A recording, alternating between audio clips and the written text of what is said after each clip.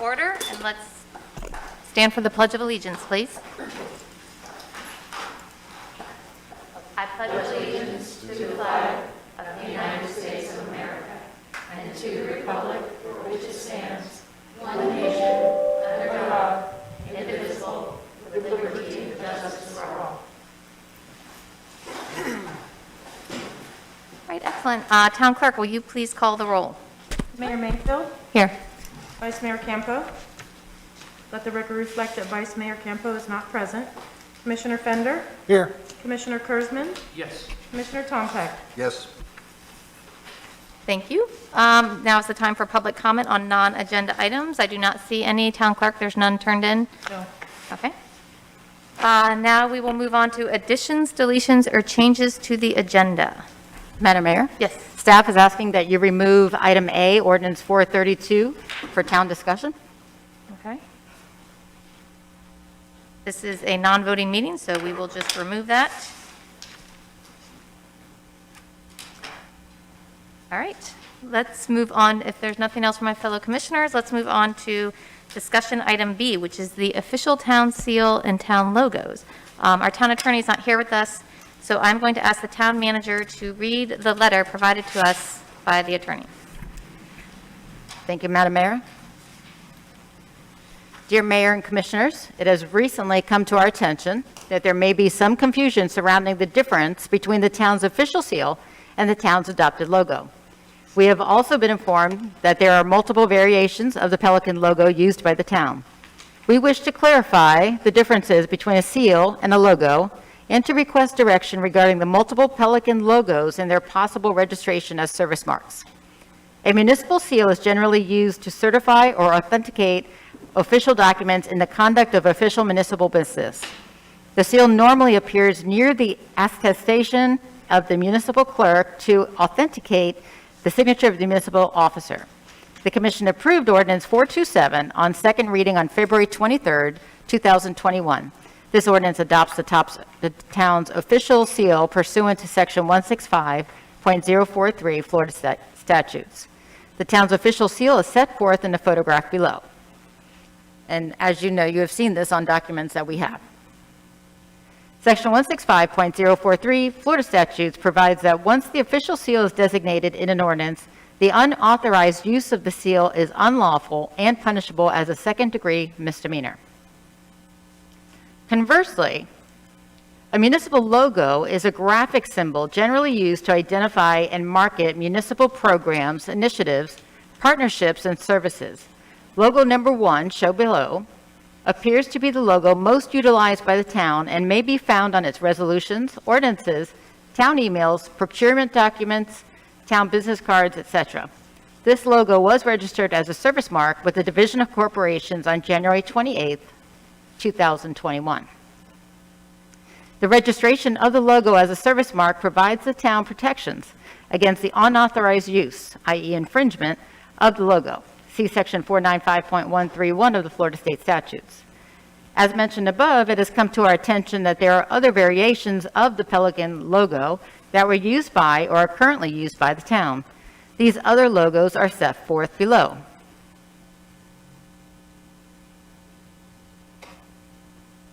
And you all have seen some of these variations. Logo number 2, this is logo number 2, has been used on town documents such as addenda forms and other procurement documents, prior town manager agenda memos, and other documents. The town's police department also uses the following Pelican logos, as seen below, logo 3 and 4. Logos 3 and 4 are used in promotional items, memorandums, email blasts, written materials for community classes, the town's website, and other documents. The police department has also used these logos in various badges. These badge logos include the seal of the state of Florida, and preliminary research indicates that in accordance with Section 495.021(1) Florida statutes, these logos may not be registered because they include the coat of arms or other insignia of a state. Since logos number 2, 3, and 4 are all currently used by the town in official business, we recommend registering all of these logos as service marks with the Division of Corporations. If the commission moves forward with the registration of all of these logos, we may be required to amend the application of logo number 1 to include more detail regarding the description of that logo, to further distinguish it from the others. Registration fees for each logo are approximately $262.50. Each registration is required to be renewed every 5 years, and the renewal fee is $262.50 per logo. Moving forward, the commission may want to consider whether it wants to continue using the multiple variations of the Pelican logo set forth above, or whether it prefers to reduce the number of logos used by the town in its official business.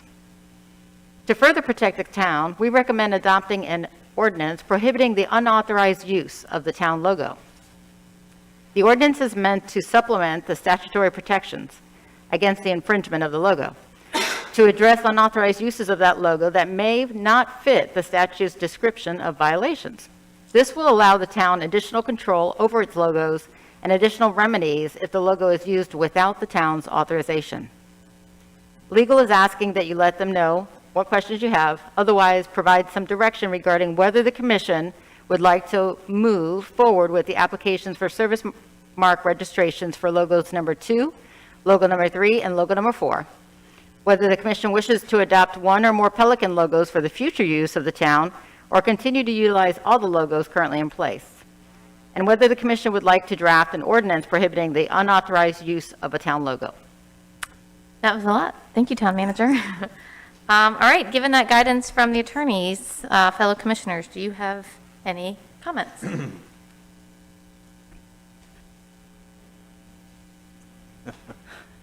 Hot topic. Commissioner Tompeck. Well, I kind of feel like we should go ahead and maybe decide on one logo and then go ahead with the resolution to prohibit the use of it. Now, I know there was some discussion last time we talked about the, I believe it was the leaves on logo 1, wasn't it? Uh-huh. Okay. Logo 1, I think, to me, is the, clearest and easiest to see, and, I think that would be a good logo for us to use. Okay. Thank you, Commissioner Tompeck. Commissioner Kurzman, any input? Are you? I agree with logo 1. It definitely has the most definition to it, so. Okay. I agree that logo 1 is probably the best, clearest one to use. And then can we agree that we should register the other ones, 2, 3, and 4, to prevent other usage of it, since it is a minimal cost, for 5 years? And then draft the ordinance. We all agree that's a good? Yes. All right, there's the guidance. Okay, very good. All right. Did you draft the ordinance to protect the logo? The logo 1, right? Okay, very good, yes. Okay. Logo 1 is your primary. Correct. Thank you all. All right, thank you. All right, discussion item C, budget amendment review from the finance director. So Cheryl, I would like to invite you up to discuss your hard work. I have so many papers. Madam Mayor and Commission, so I have a brief, just summary. I know we spoke at the last meeting about the process of budget amendments and how we were going to recognize revenue and what the standards would be for those. I also wanted to present to you the budget amendment that we are looking to bring to the actual meeting on the 27th. And so the first slide is just generally the Gatsby Statement 33. So Gatsby stands for Government Accounting Standards Board. It's what rules my life. So Statement 33 addresses revenues and when we would record them. And so specifically, I know that the tree fines and mitigations were discussed at the last meeting, and those are considered an imposed non-exchange revenue, meaning we can impose that without providing any sort of service. And so those are recognized in the period which the resource is required or first permitted by time. And then the revenue should be reasonably available. And you'll see it's in quotes there, but in the context of Statement 33, available means that we have either collected revenues in that period, meaning the fiscal year, or expect to collect them soon after the end of the period. And so I did a little research on our tree mitigation billings to date, and out of the revenue that we've billed, we've received 75% of that revenue in collection. There is only one outstanding bill, and that is currently with a property owner that's under with some litigation. So that's going to be a bit of a pending issue. So if you want to go to the next slide. This is the actual proposed budget amendment. And so I tried to make it a little bit clearer by putting revenues at the top, and then what those amounts would be increased or decreased by. So anything that is a positive number is something that we're looking to increase, and then obviously with the parentheses would be a decrease. The biggest win here that we really want to recognize in this next budget amendment is the HMGP grant, which was recently formalized. We have the executed contract for that, as well as the Martin County Utilities water main reimbursement for South Sewalls Point Road. So those combined are almost $1.5 million. In the last budget amendment, we did increase the building permit fees. We did not address the road impact assessments. Currently, and that's why I included the rough financials. You'll get your true financials in the next meeting. But currently, our expected revenue is already at 118% year to date for the budgeted revenue for building road impact assessments, and we are 6 months into the year. And so we feel it's a conservative effort to say that it is likely that we will collect another $25,000 in the next 6 months. In terms of interest revenue, that unfortunately is just not coming. We had budgeted the, kind of pro forma based on last year, and unfortunately, well, I mean, great if you want to refinance your house, but not so good if you're trying to earn interest on investments. And so we are looking to reduce that by about $40,000 because we're only at a 6% collection year to date.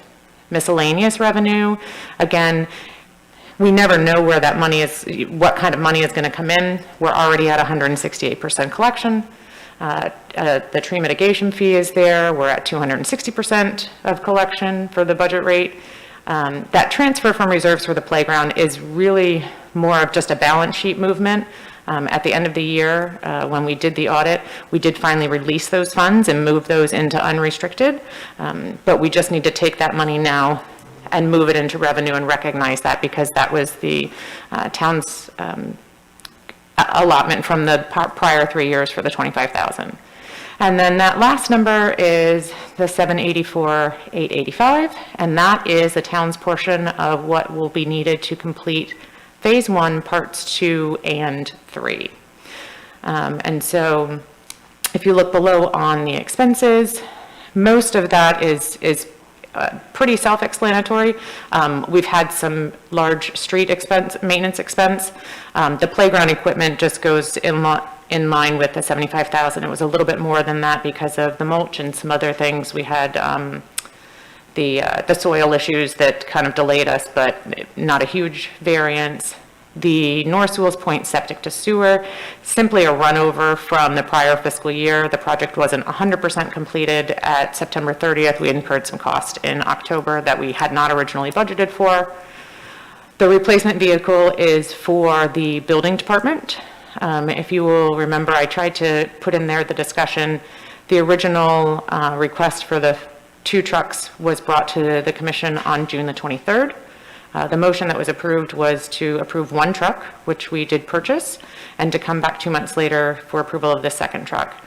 Only being 3 months into COVID, we felt it a little bit conservative to just wait and see how everything was going to shake out with electric franchise fees and tax revenues and business revenues. So we have not brought that back yet.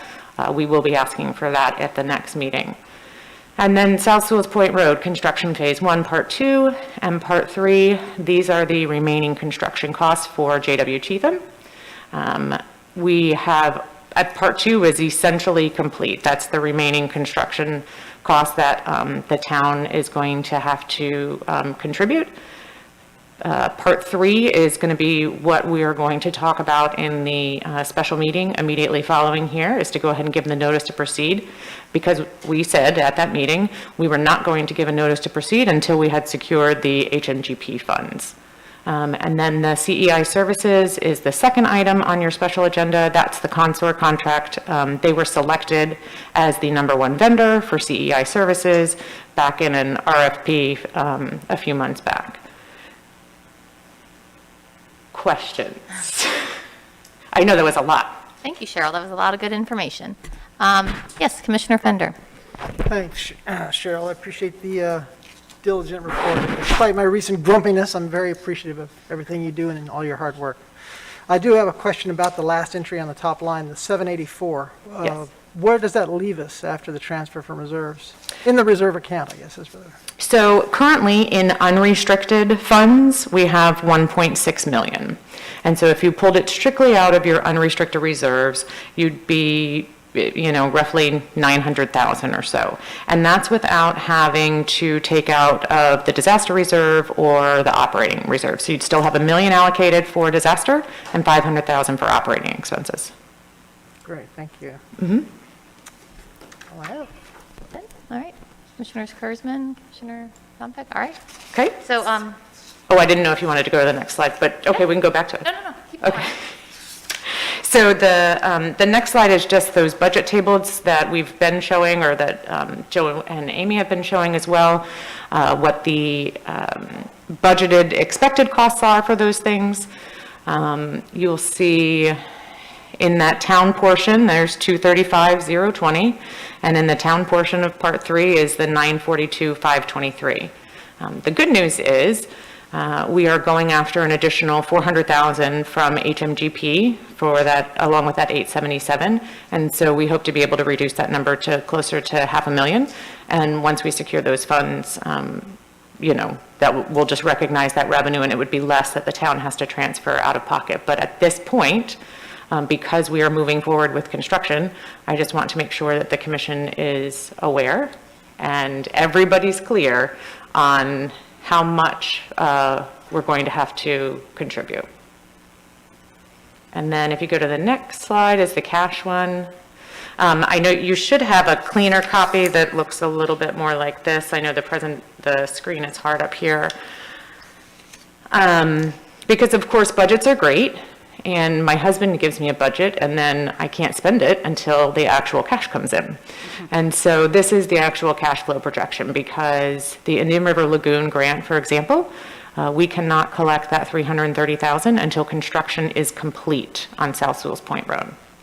The HMGP grant, I imagine, from what I've spoken with Joe about, is that it could be a reimbursement. And so we may see, 100,000 in June, 100,000 in July, 200 in August, depending on how we're progressing with the project. Martin County Utilities is up there, is it? Yes, the water main. I expect to receive the $380,000 for that in the next few weeks. I've already invoiced for the first piece of that, and I believe we have finalized that. Joe, it was 92% or so complete when we talked a couple weeks ago. So we should be able to clear that $488,000 quickly in terms of getting that cash back. But below is just our standard recurring expenses. It costs about $250,000 just to operate Townhall on a monthly basis. That $200,000 in July is the vehicles that we will take possession of for the police department. We're hoping they come in July, right? No? Maybe we don't know. We're hoping they come soon. But when they come, we will have to pay for them.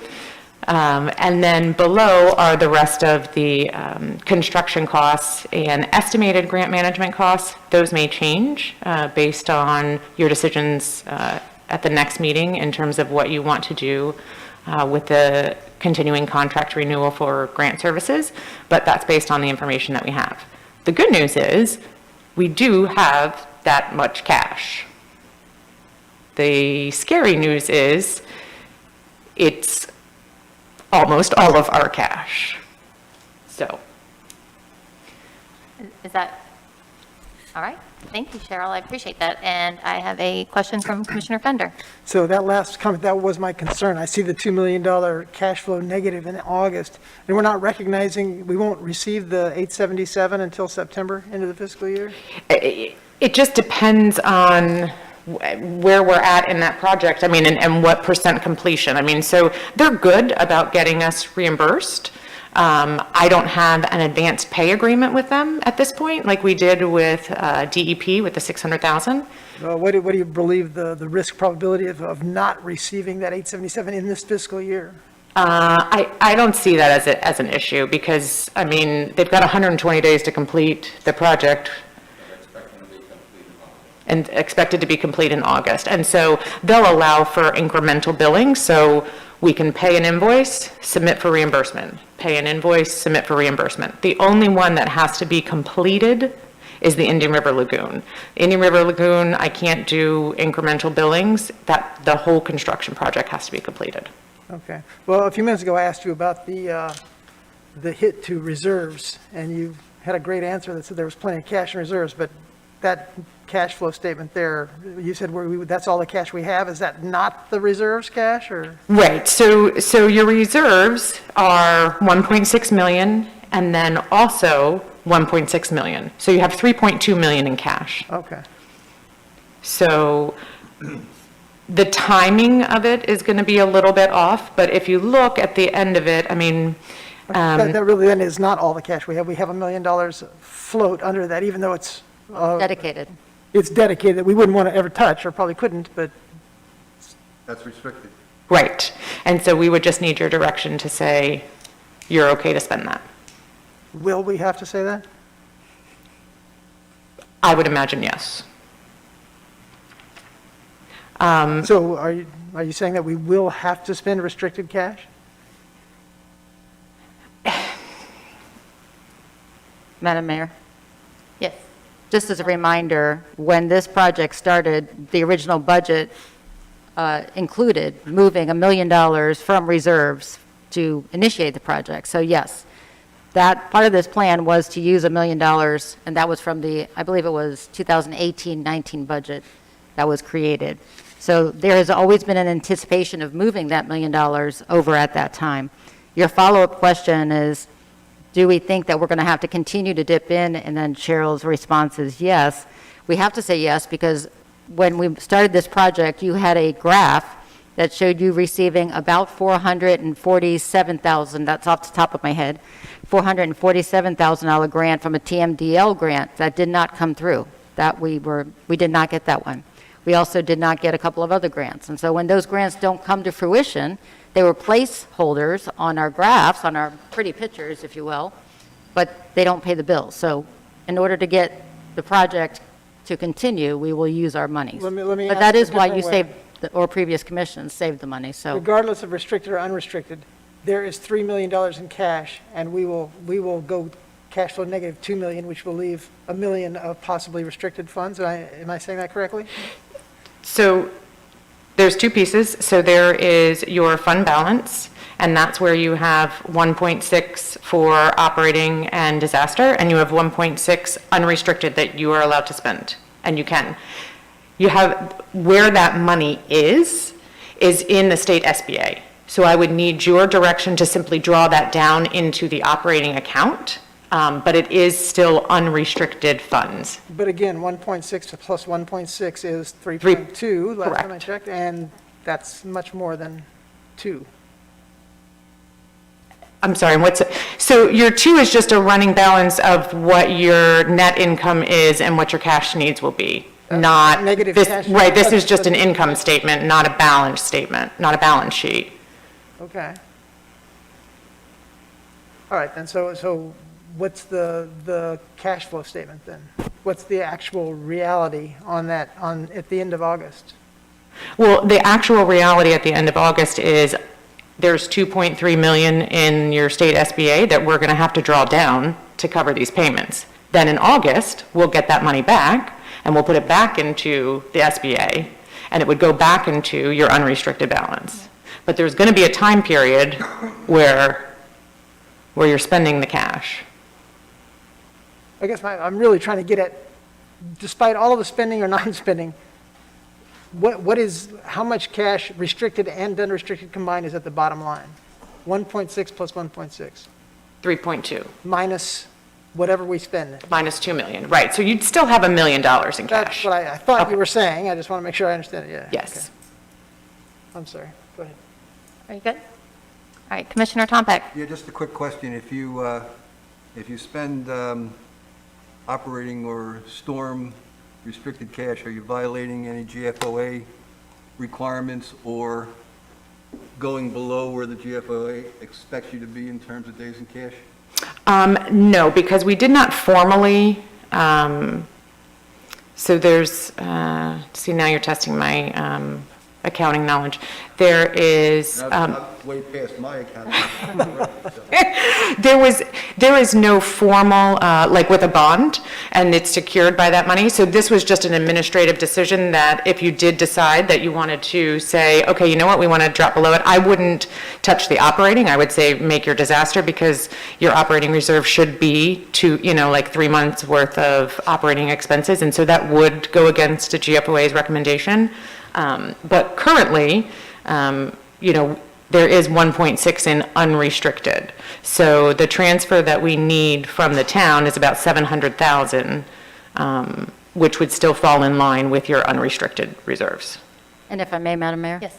And Commissioner Tompeck, the town has adopted a financial policy that includes the description of the amount of money that are in the reserved accounts. So the 1 million for the hurricane and disaster is part of our financial policy that has been adopted, as well as the operating costs, et cetera. So in order to move that money, it would have to be a policy decision of this board.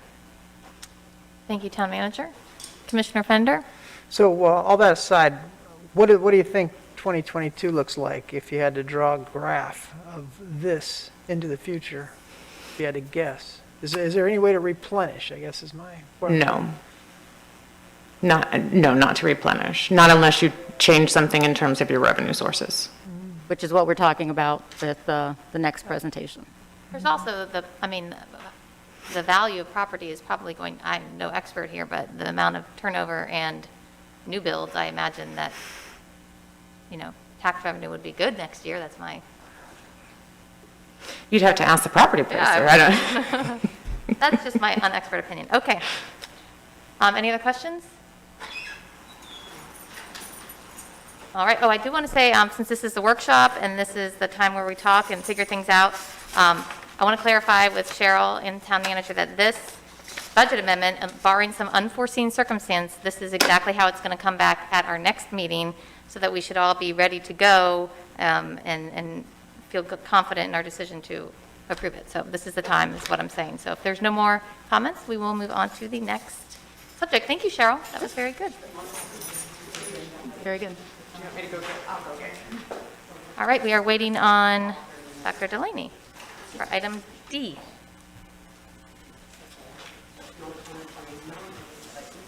Madam Mayor, we are getting our guest speaker. That sounds good. We will wait for her.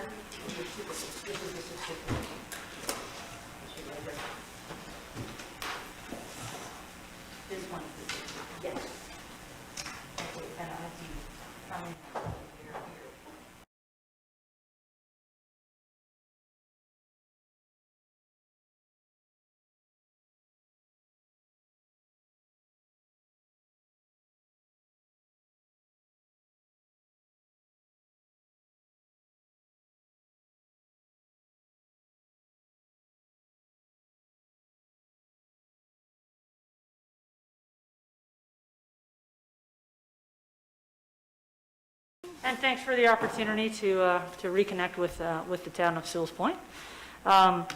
This workshop presentation is a follow-up from our initial workshop with the board just about a month ago.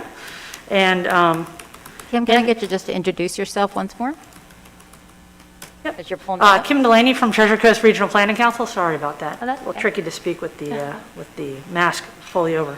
And so this evening's workshop is an opportunity to talk about the capital priorities for the town of Sewalls Point, both the costs associated with those priorities, a recommended prioritization timeframe, if you will, for each of the various projects, and potential funding sources. I think you should have at the dais a couple of documents. I just want to confirm you have those. So there should be, I'll tell you what, while you're finishing pulling together and you're getting your documents in front of you, I just want to give a little introductory plug, if I may. So we just had the budget amendment come before us, information anyway, not to vote on. But what we're learning as a group is that we continue to be very proud of our low millage rate of 2.87, 7 years in, and we continue to be able to pay the bills, in essence. So operationally, we are sound, have been, and as a matter of fact, are proud of the work that we get done within that 2.87. But we are also moving in a direction of having very strong commitments to capital improvement projects. And it's the capital improvement projects and the maintenance of these projects over the course of time that will require us to make decisions like how to replenish certain accounts, to Commissioner Fender's point earlier. So that's what tonight's discussion is about, is how can we take a look at what we want to accomplish within the town, especially what the residents want accomplished, and then short-term, mid-term, and long-term, how do we find the funding mechanisms for these items and the matching funds for the grants that we expect to go after? Okay, thank you. Sound good? perfect. That's You ready? Perfect Okay, setup. thanks. So we've had the opportunity to work with your staff and with CapTech Engineering to develop kind of an overview, if you will, of capital projects looking at about a 20-year timeframe. And so tonight's workshop discussion, as the manager suggested, is an opportunity to talk through those projects at a high level. We're moving along a path in conversation, so this is kind of another step in that conversation with the board to understand what the priorities are that the commission feels are the most important, so we can array those in a format for you to consider how you might want to both fund those projects and get competitively positioned to secure grant dollars to offset local dollars. And so that is the foundation for the documents that you have to look at this evening. For the benefit of the public and those that are looking at the meeting online, the presentation includes some spreadsheet documents that the members of the commission have at the dais. So I've included all of that information in the presentation so it's visible, although it might be a little small on the screen. And it's going to be a lot easier to look at in an 11 by 17 format. But that information is, of course, available and will be available on the town's website as the commission continues to talk through the priorities to determine what's right for the community. Okay? So, and of course, Joe Capra, who was here a moment ago, but he'll be back in a minute, I'm sure. Joe Capra and I worked in partnership to try to detail those capital improvement projects, understand the costs associated with them, the potential grant funding opportunities, the appropriate town share, and then the funding mechanisms to enable those to happen if that's the priority of the council, of the commission. Just next slide. And so, of course, just a map of the town we have as reference to just further distinguish North Sewalls Point, South Sewalls Point, and the roadway network that connects the town. Next slide. The priority in capital project consideration, of course, focuses on resiliency, because if you don't have a resilient community, you're not able to access homes and businesses. And so resiliency and the priority associated with resiliency is embedded in the projects you have to look at this evening. Those are also the projects that are most likely to secure grant dollars to offset local dollars. And so they've been prioritized accordingly because the underpinning of the prioritization is to secure as many grant dollars as early as possible to build a foundation. Next slide. And again, resiliency, of course, detailed with respect to stormwater, nutrient load, flood control, and then king tides and hurricane impacts. So there are a whole series of projects, of course, that are designed to mitigate those impacts. Next slide. The town, of course, has its stormwater history, and so with that, the idea of developing a stormwater and resiliency master plan is a way to pull those pieces together. And so to be able to begin that conversation, developing a stormwater and resiliency plan is included in the near-term improvements in the capital priority spreadsheet. Next slide. Examples of some of the stormwater improvements, baffle boxes, and and upland detention areas to retain and clean water before it exits to the river, creates a multidisciplinary opportunity. Not only do you have a chance to clean stormwater, but you create public access at the same time. Public access can be interconnected with a trail network, and so you get kind of a triple benefit out of stormwater projects. And that's envisioned as part of the capital improvement priorities, to really maximize the value of that investment, so you get all the benefits you can as a community from taking that leadership and addressing stormwater. Next slide.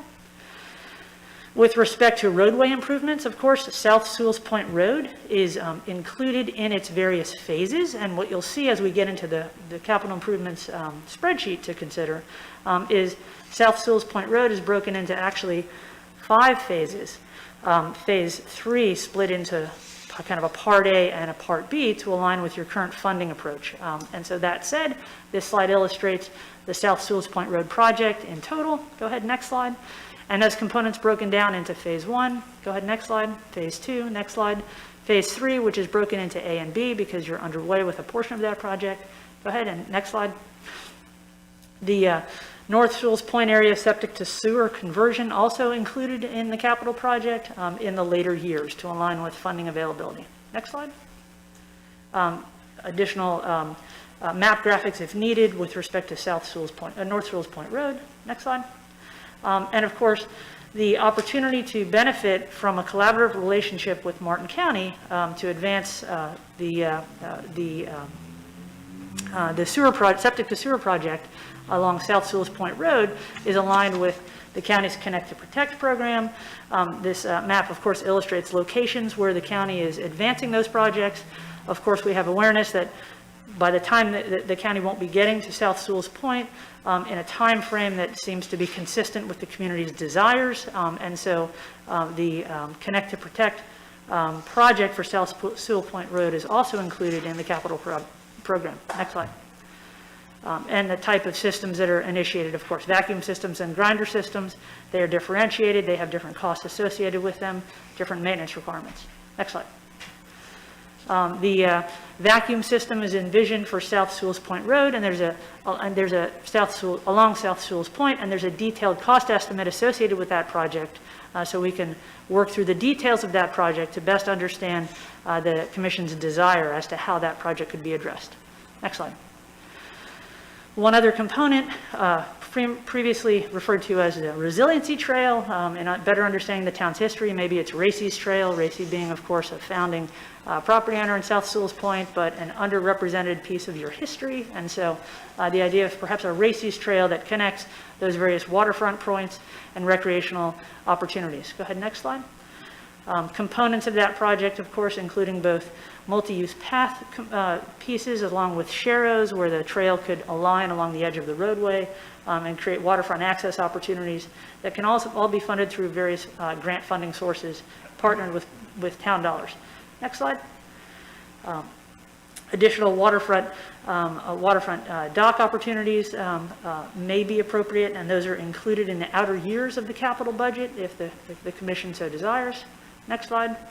And a little illustration of how those pieces could be tied together. Okay, so again, maximizing a stormwater quality improvement, which is illustrated in the foreground, with a waterfront access opportunity, a trail system connecting those things through, an opportunity to take a moment of pause, right, on your journey and appreciate the beautiful waterfront that you have in a location where you're actually contributing to cleaning it up and making it a better water quality habitat condition.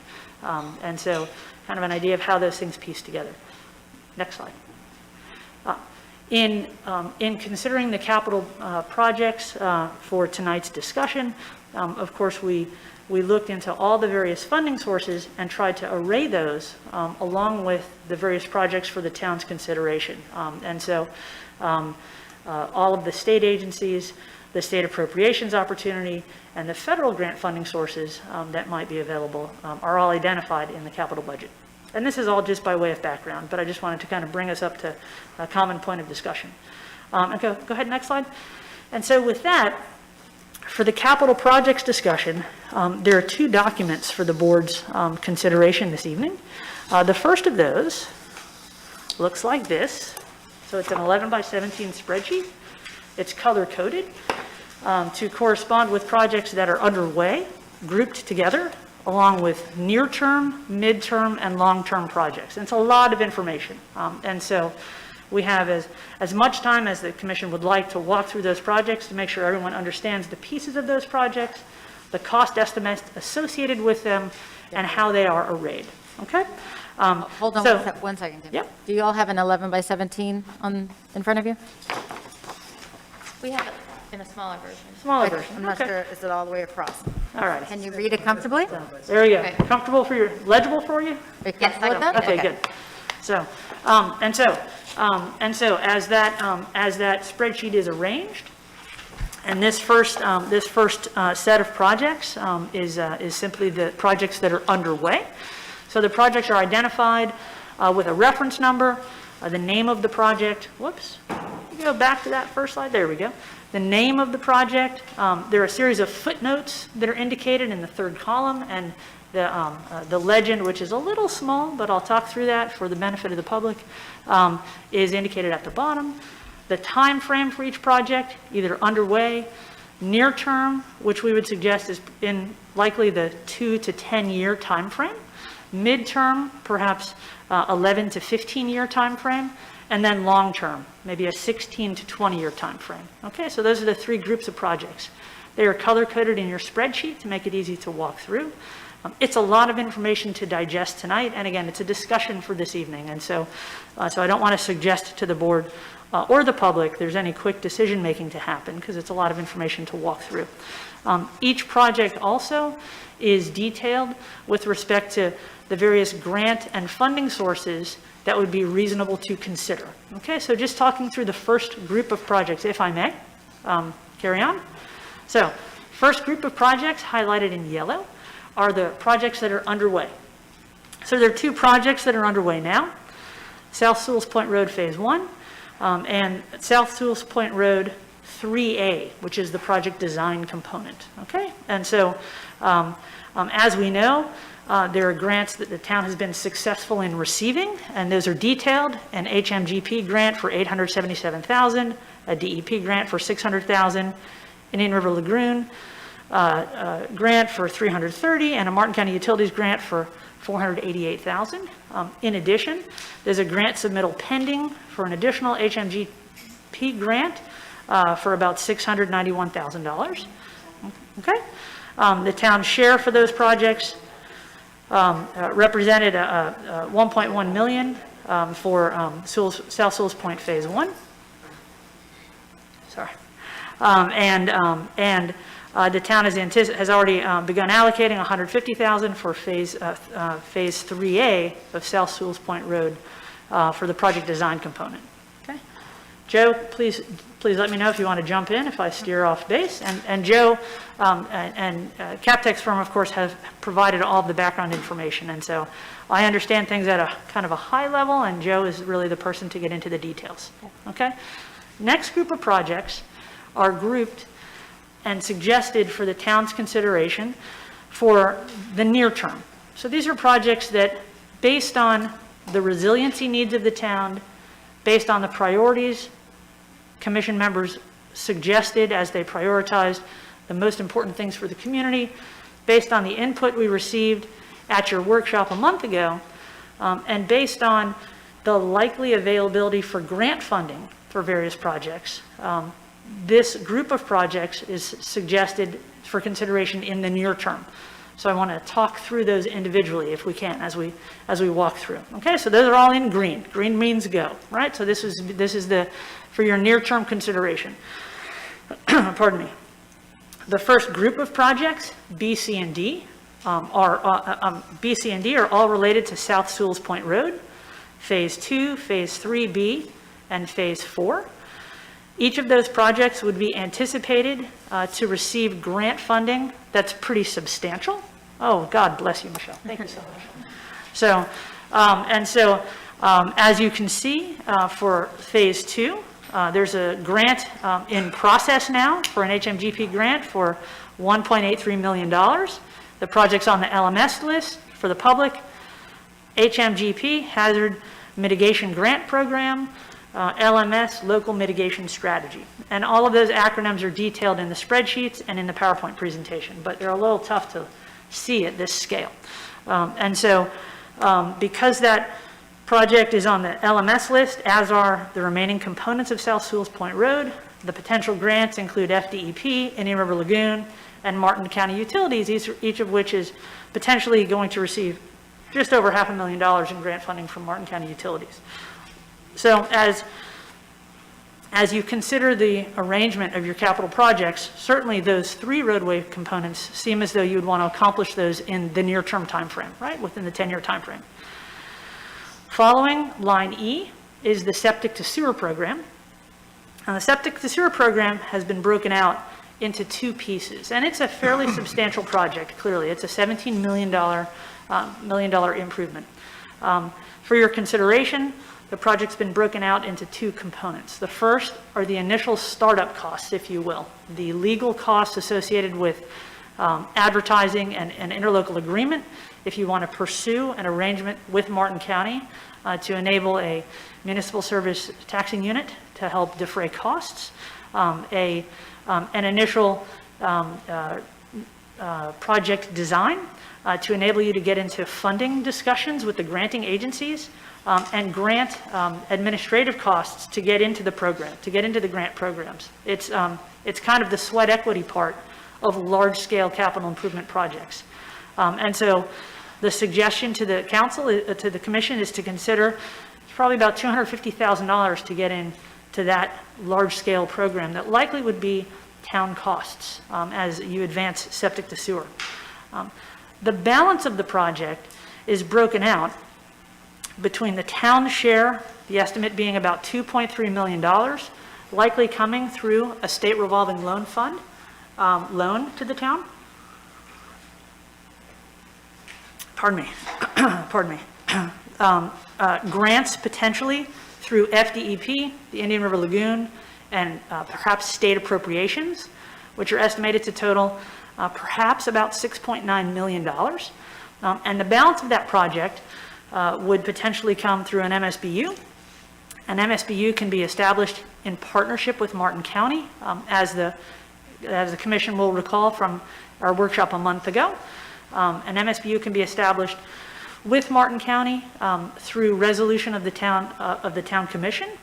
It is a 6 to 12-month process to establish an interlocal agreement with the county.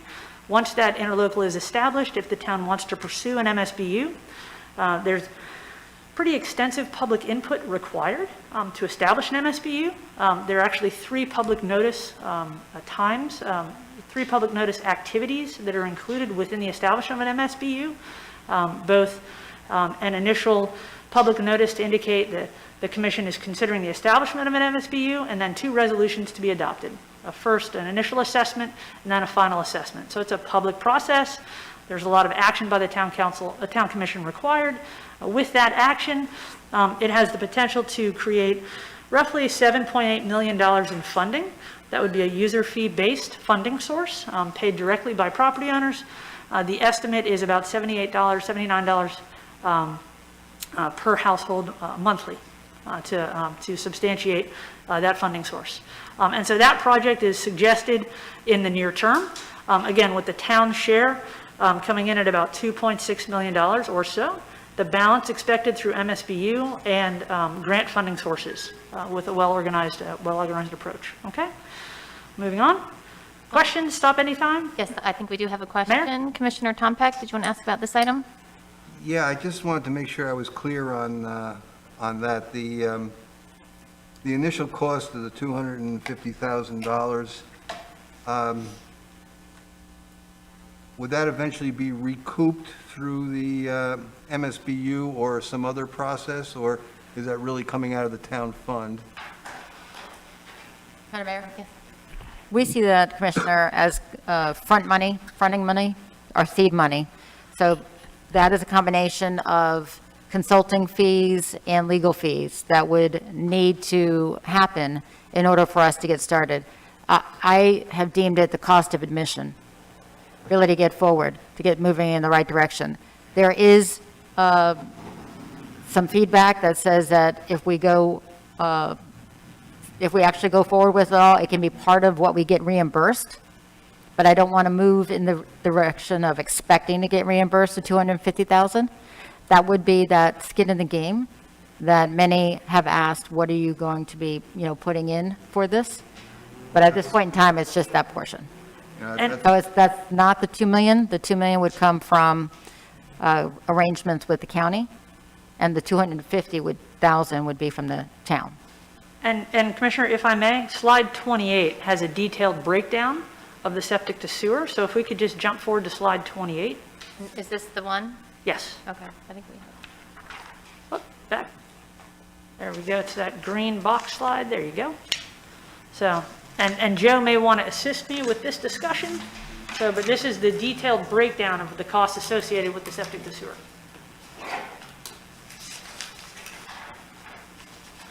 Okay, Commissioners, what I put together was an estimate. I think Commissioner Tompeck asked for this, and at the same time, I know you all need to know this.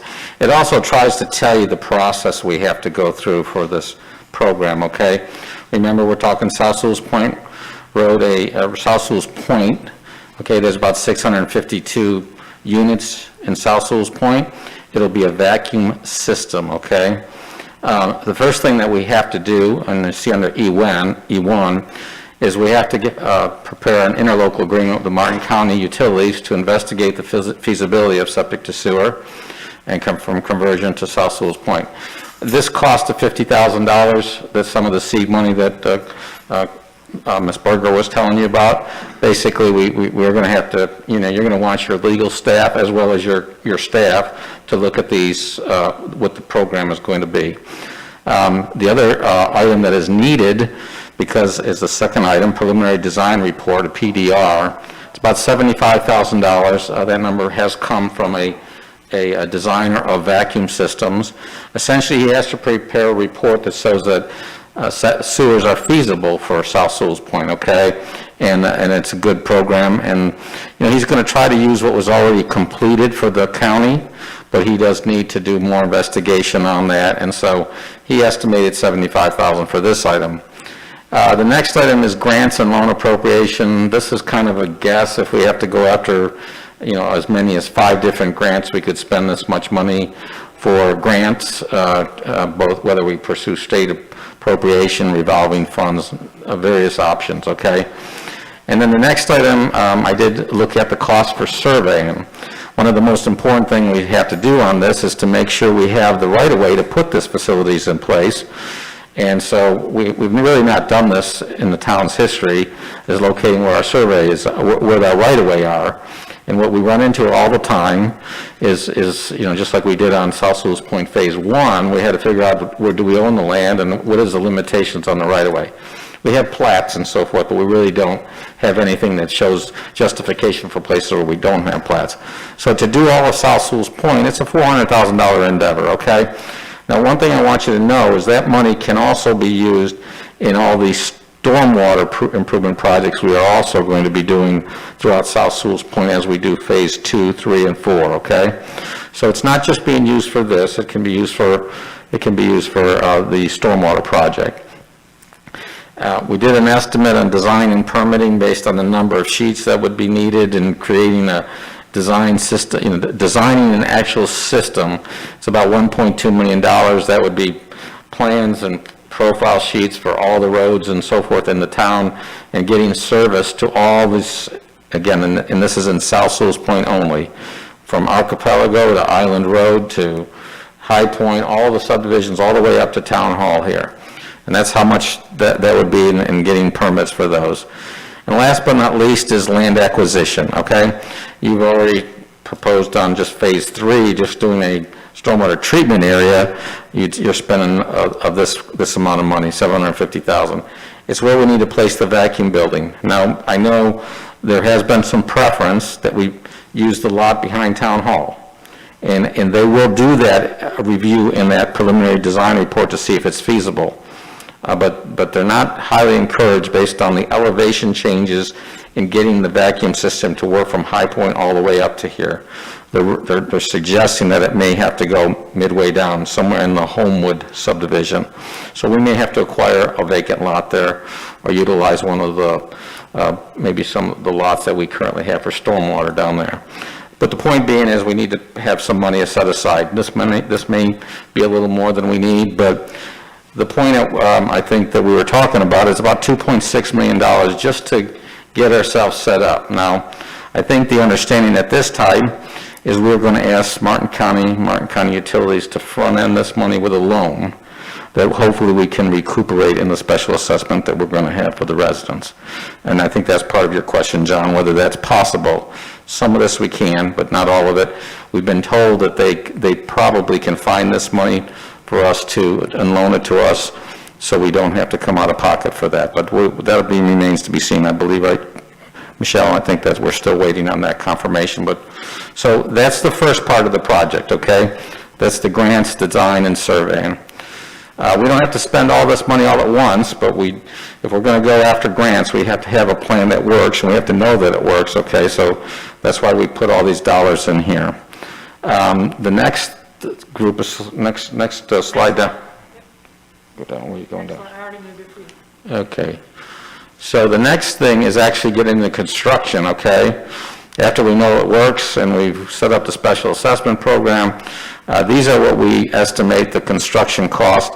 The first number is $9.5 million, and that's getting services to 652 ERCs.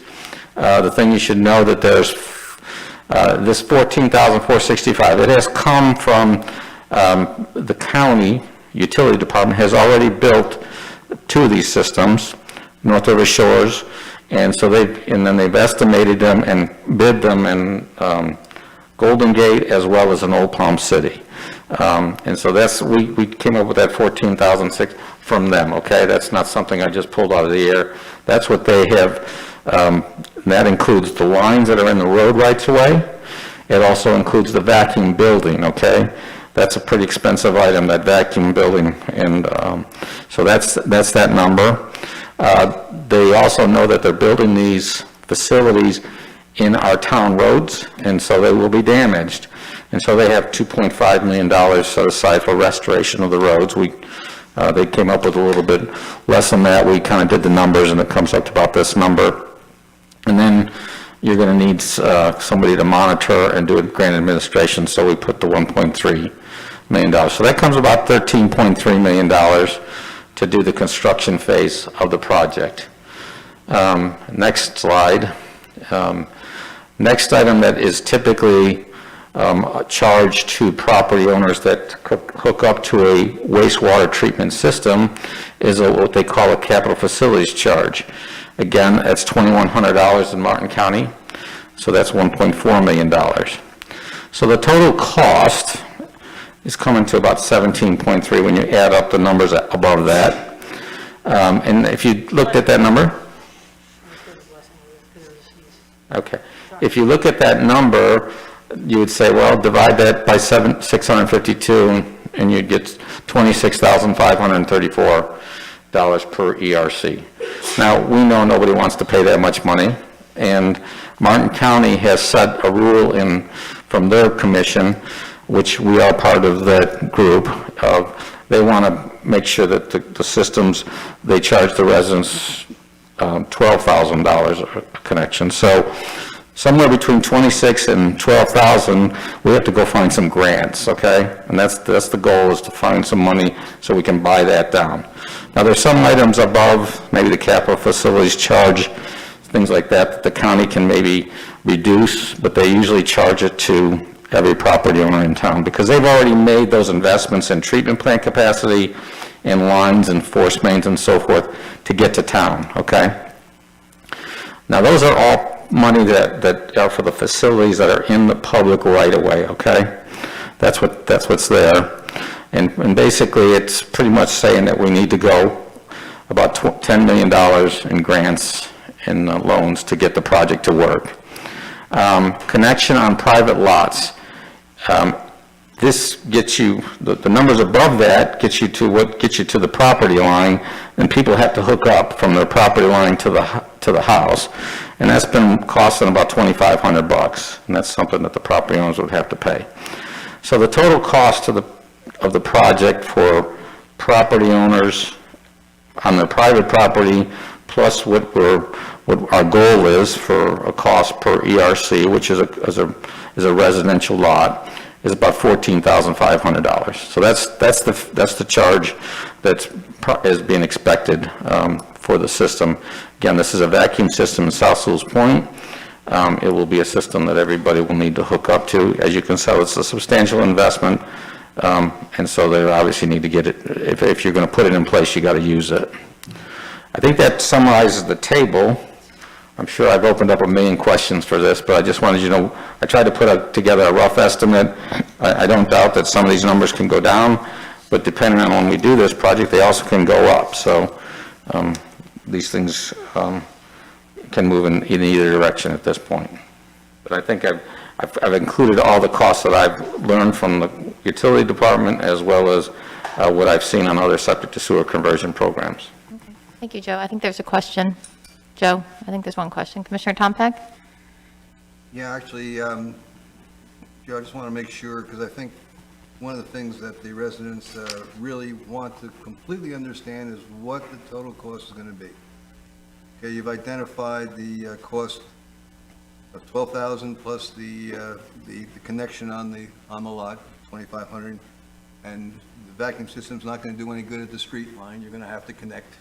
Right. Okay, and you've also, I'm not sure if you included the capital facility charge, because that's also something that's going to be paid, I think, in addition to the $14,500, unless I'm misunderstanding the chart here. No, I included that in the 17 million set 300. Okay, So it's all included in there, but if you add the 2,600,000, the 13,300, and the 1,400, you should come to the 17,300. okay, that's fine. I guess the, I don't know, I've got the same concern that I had before here, and I'm not sure this is the right forum No, it is. to go through that, but, man, Martin County is getting 652 customers here that really aren't going to have a whole lot of choice in the matter. They're going to have to hook in within a year. They're not throwing anything in the kitty here. It's ridiculous.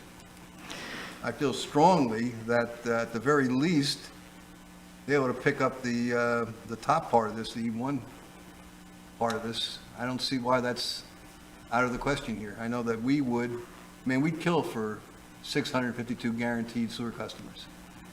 And I'm aghast that they're not willing to throw in a penny into this. Well, I don't want you to think that they're not willing to step. As you know, we're going from 17,300, we're going from 26,534 to 14,500. What they have. Assuming we get the grants. Well, but just so you know, some of them in the past and the other projects has entailed grant money as well as forgiveness by the utility department. I just want you to know, I didn't distinguish between grants in Martin County Utilities putting money into the pot, because I don't know what they will contribute. We will obviously go after grants and we showed 10 million there, but the fact that they have contributed to other ones, and that's why I pointed out to you that you may see that they would reduce the 1.4 million and not charge for that. There's different things they can do. There are things that they have done. So I don't want to say that they won't do things. And I understand your concern, but what I think I'm hearing from you is they better give us some contribution here, which is what we typically ask for them. And they have done that on other Connect to Protect programs. So I just don't know what that's going to be yet, and they will tell us that as we get into the project. I think my goal here was to tell you what are all the costs, and then say this is what they're telling us they buy it down to. And to get it down to this number, it's going to take grants, and it's going to take them giving in on some items. When you think about construction costs, and you look at, a 2-year payback or a 4-year payback or whatever they have, and you're talking about 652 customers at what, $50 a month or thereabouts for sewer service? That's a lot of coins. Right.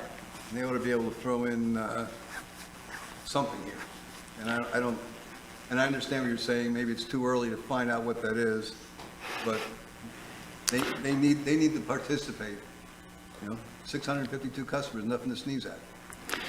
Well, one of the things that makes it a little difficult, okay, we read in the paper, and we know that the governor has got some money coming down to get these systems put in place. So one of the things we should recognize here is, to this point, I don't think the county on a program this big has ever been able to receive grants for more than $2 to $4 million. That's about all they're getting. We're asking for $10 million. So the point I'm trying to make is, we're not sure what we're going to get from the grant. We're going to go after the $10 million, and we're certainly expecting them to put their share into this. Believe me, when I started this whole thing, I thought a fair number from the county utility was a third of the cost. I've been told that that's ridiculous. I'm not going to get there. But the fact of the matter is, I think we really need to, everything you said is accurate, and we need to find out what that number is. But I don't know if they can tell us yet, because on the projects they're working on, they're only getting $4 million, and we're asking for 10. So I don't think we know yet, is the point I'm trying to make. And part of, Just long to understand where I'm coming from. I'd really have trouble supporting this in its current form. Right. part of our desire is to walk hand in hand with Martin County into Tallahassee and into our federal conversations for these grants. And so the way it's been described to me is, if there was a line, if you can visualize a line of people waiting to receive grants, Martin County is far up on that line. We are not. We're very back to the very back of the line, because we have not planned for South Sewalls Point. So in essence, we get to say, hey, we're with them, move to the front of the line with them, and then together show that we have a partnership and a combined goal to protect the watershed. And feedback has been strong that we should be able to move in the direction of receiving potentially some of the largest amount of grants that are out there. And so I hear what you're saying, Commissioner, and that you're looking to make sure that some of the seed money that we are absorbing gets either reimbursed or gets put out in front with them, so that it's, and so we'll make sure we take that comment back. And I think at the same time, I recognize how important the first two items are here, because you can't really go after grants until you at least have a preliminary design report and some of the other things. So I'd strongly encourage that we move forward with that as soon as possible. And that is the cost of admission, Yeah, correct? cost of And admission, right. and yes, and I don't want to over-promise, but it sounds like that is something that we can anticipate would be coming back to us. Okay. Thank you, Town Manager. And Commissioner Tompeck. Commissioner Kurzman. Yes, my one concern I have is, we do have some people that really can't, if they have the finance program, I understand. They've brought this up in the past, where they're willing to finance the 12,000 over 10 years, whatever it might be. The problem is, let's say it comes to $79 a month. On top of that, the average sewer bill might be $50, so you're really charging these people. It comes to about almost $130 a month that they have to pay, on top of, property tax, the electrical fees, whatever fees that come with home ownership. They're going to be paying all that. Definitely, we need probably some little extra assistance. If we get it under 12,000, that would be pretty dramatic. It would really help. We do need sewers in this town. A lot of the properties, especially the ones along Sewalls Point Road, especially as you go further south, that's where we have all the flooding in the past. But there's got to be, I agree with Commissioner Tompeck, there has to be a happy median in there. If we could get more in Martin County, that would be tremendous. All right. Thank you, Commissioner Kurzman. Is there anything else you want to say, or are you good? You good? Okay. All right. Thank you. Joe, Yeah, just one other item, and again, everything you said is what we're going to pursue. We're pursuing more contribution from everybody and all that, but I just want to remind you, in the initial study of septic to sewer in Martin County, the town is about in the middle of the pack. They currently are building in the first 3 of them. And so and they've been working on that for 2 to 3 years. We're not going to, on that list, we're not going to get sewers. If we stay on the list in the normal process with the county, we're not going to get sewers for possibly 15 years. So that's the reason we're trying to step up, as Ms. Berger's pointed out, to kind of be a partner with them to kind of get us up in line, a little farther up the line. So I just wanted you to know about that. That's how we started this whole conversation. We're down in the middle of the pack, and now we're trying to move ourselves up to 4th or 5th is where we're trying to go, so. Okay. Anyway. Thank you, Joe. All right, Kim, did you want to continue on? Sure. You took my spreadsheet. Can't hear me. So, and just also for the commission's consideration, the numbers that are embedded in the capital estimates are the most conservative numbers, right? Because we can't rely on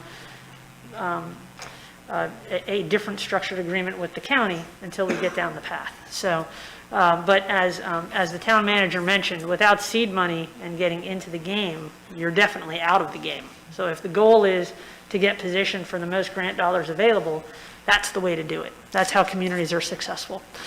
Okay, so Sewalls Point Road, South Sewalls Point Road, septic to sewer, those are some big items in the near term.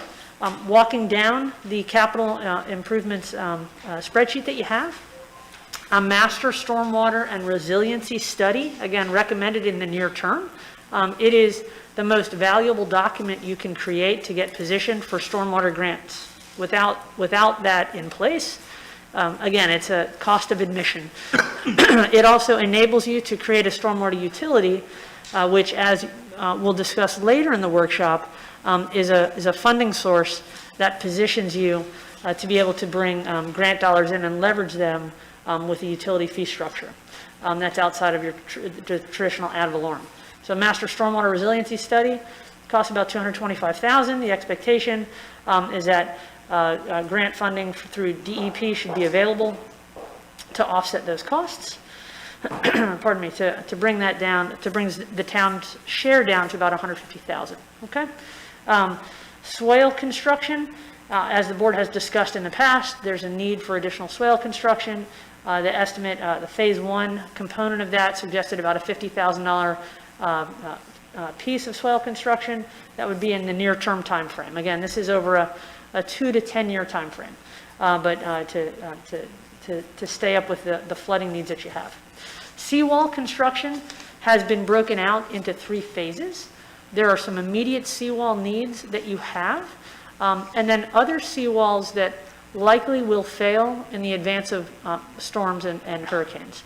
And so what has been suggested to you is to split seawall construction into 3 phases to be positioned to augment grant dollars, FEMA dollars that will come in to assist with seawall construction in the later years, but you have immediate needs, and the immediate needs aren't good candidates for grant funding. And so the suggestion is splitting it into 3 chunks with about a $250,000 allocation anticipated in the next 10 years, with another I think we have $750,000 in years 2 and 3 that would be offset with FEMA dollars that we can't anticipate when a storm's going to happen, but we know a storms are likely going to come and FEMA dollars then become available. And so positioning you to be able to do what you need to, and then take advantage of grant dollars when grant dollars come in future years. Undergrounding utilities, a very substantial part of a capital budget, and the commission has had lots of discussions about that in recent weeks. The budget suggests those undergrounding utility components be arrayed over time with a phase 1 in the near term, and phases 2, 3, and 4 down the road. That project probably doesn't need a lot of explanation, given the commission's recent discussions about it. This budget includes a 25% component of that, with 75% of those costs suggested down the road. There aren't grant dollars that appear available, and so none are suggested at this point. And that's project I-1. Project J The natural gas line expansion along South Sewalls Point Road, again, a straightforward improvement. The commission has discussed it a bit. It's about a $25,000 cost. And then finally on this slide is the hardening of Townhall. Pardon me, about a $100,000 improvement. That improvement is on the LMS list, and so there's the potential to pick up a hazard mitigation grant following a storm if damage occurs. But it probably is the kind of improvement you'd want to envision taking place in the 10-year time frame. That would be the near-term projects. Okay, questions about Yes, those, I do Mayor? have a question. Commissioner Tompeck. Just a quick one. Well, actually, it's two quick questions. Joe, are you allowed to joint trench natural gas in a sewer line in the same trench? I would probably say I don't believe so because of the nature of a gas main next to a sewer main. Is there a possibility that can be done? I would have to look into it, but I'm sure we want a separation. But can we do some, is there a separation that's allowed in close proximity? Maybe so, but I really have not put gas and sewers in the same trench. But as you know how that's built, I'm sure there's some way we can get something built in proximity and maybe see a savings, but. Well, I was just thinking, I mean, the number here for the natural gas line expansion, $25,000 is not even remotely in the ballpark. But if it was an opportunity to, put them in the same trench, I mean, the gas line has to be probably significantly lower, probably 36 to 48 inches or thereabouts. That might be a possibility, and, if city gas knew that, they might be able to come up with a number that would be reasonable.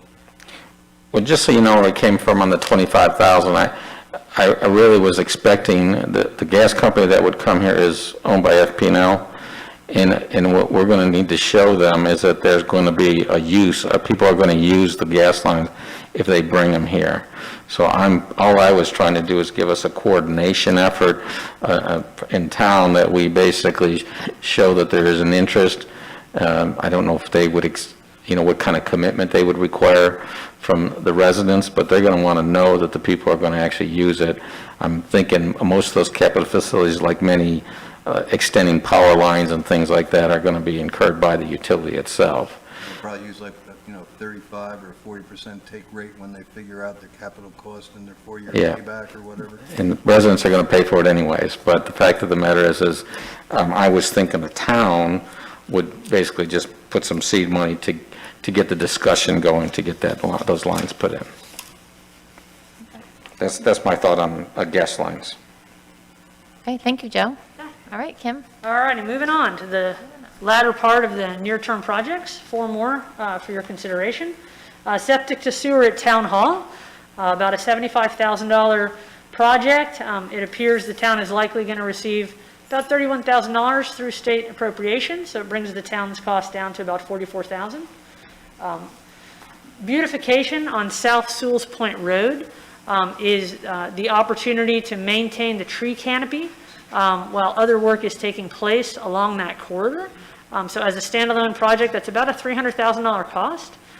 It's a one-time opportunity. It is a near-term activity, and so the suggestion is that is the type of project you may want to consider investing in the near term to prevent the loss of that tree canopy, because it's not possible to replace that when it's gone. 2 other projects, both are kind of in the recreational category. One being the idea of something along the lines of a Racy's Trail. If that, whatever name is the name that sticks, we're trying a few, but a first phase of what would likely be a 3-phase project to get some type of multi-use path in place with trail signage, trail markers, informational signage opportunities, some lighting and landscaping, opportunities to add some public art these funds would set up the platforms and podiums upon which public art that's contributed could be installed, and waterfront access at those points. So a suggestion of earmarking about $200,000 in your budget, expecting you'd get probably about 50-50 grant funding between FDEP resiliency, Florida Inland Navigational District and the MPO, bringing the town cost to about $100,000. And along those lines, complementing that, waterfront access, fishing, boardwalk type improvements in the community. Again, suggesting about $100,000 reservation in your near-term time frame with an expectation of probably 50/50 grant funding for those types of improvements. Okay? So that's the near-term package of improvements. Can we pause there for a second, Mayor? Sure, Town Manager. So as the commission understands, I sent a couple of emails recently. FPNL is really wanting an answer on how we're going to move forward with their partnership for mitigating that South Sewalls Point Road piece. And South Sewalls Point Road is a signature road, and we understand that the canopy is important. And so they are anxious to see if we want to move forward with undergrounding there. And so that's the portion there that is item M, line item M, to maintain the tree canopy. And while there's, more discussion that will happen around the undergrounding, I just wanted to take a moment to put a star next to that, to say we're going to need to make a decision on that sooner than later. The indication I receive is that if we don't, then FPNL may make that decision for us. Okay. Okay, thank you. When you say make the decision for us in terms of trimming or? Correct, and so, as you know, they like to trim in 3 to 4 year increments. So at some point in time, we could consider those trees effectively removed if they're trimmed so harshly where the feeder lines are, and then also trimmed up for clearance. There's not going to be many parts of that tree canopy left. Right. And so I just think it makes sense that if, it's just a policy decision. If you all want to keep your tree canopy and allow the monies from our tree mitigation to go towards that, to really start to develop and create, because you have to cultivate that type of canopy. And we could do that with undergrounding. We can't do that as long as there are lines there. Right. And it would be basically from Ridgeview to Ridgeland. So it's a small segment. Okay, thank you. Commissioner Kurzman. Yeah, the only problem is, it's almost $4 million. We've never spent $4 million on any project in this town before for that small of an area. I don't really feel there's any real value for the town to do that. Although beautification's good. The other thing is when you have places that the utilities are underground, sometimes, like if you have a bad storm and there's a hurricane, let's say, it could be 2 weeks to get the power up because it's easy to fix above, but when the lines are underground, historically, they're the last ones up. Underground. I'd love to see it underground, but the ramifications of the cost are really. Right, I think Commissioner Fender has something. Well, I'm Yeah. going to completely disagree with what you just said. The underground electricity is not the last electricity to be brought back in a hurricane. In fact, those areas are typically the ones that don't go out at all first, and they're usually undergrounded in more upscale current neighborhoods. But $4 million is a huge number, I agree. But I don't know how many times you No, drive. I just want to say there's the portion just that she's talking about, just the Yeah. canopy at Ridgeview, that's Right. only 300,000. But thank you. I just wanted Yes. to. That seems like an awesome investment to me. Yes, I just want to make sure we were on, yes, That changes everything. Yeah. okay, I apologize. okay, no problem. Did you still want to talk about the full? Well, I was just going to say that that drive under that canopy is a signature road for us, and it just looks horrific Yeah. right now. I mean, it's a travesty every time I drive by. Right, so the three, 300,000, yes, there is. All right, I think we got that one cleared up, so anybody else? Oh, yes, Joe. I just want to point out that the location you're talking about is really in the area of reference C, South Sewalls Point Road. That area is where this is located, okay? So, I mean, it's not, and we are actively, although we haven't received the enhanced grant funding yet, we are pursuing grants in that area for stormwater improvements and so forth. And so that's an opportunity when we're building that area to do this undergrounding here. If we can, for example, hold off FP&L and say, let us get this project moving, then maybe, and get the undergrounding in. It is a small area that is already going to be torn up for Phase 3 work. Joe, it's just Thank you, Joe. the main feeder down South Sewalls Point Road, it's not a bunch of laterals here?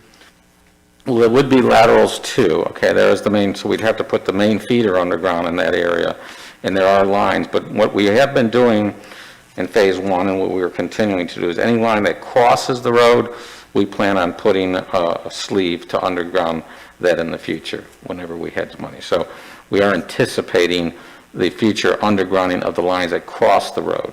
This 330 is to underground the line that's going parallel with the road.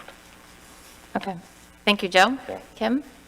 Okay, so on the second page of your spreadsheet, and for the benefit of the public, that near-term package of projects totals about $13.2 million of costs that would be expected to be town share costs, okay?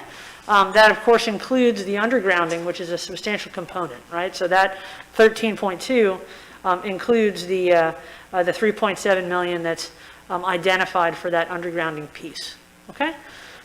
So, and we'll come back, we'll wrap up and walk back through all the projects if you'd like at the tail end, but I'll go ahead and continue forward with the midterm projects. Yes, if you want to go ahead and do that, maybe, a lighter touch on them since they are a little bit farther off. but- You got it. So, so next slide is the midterm projects.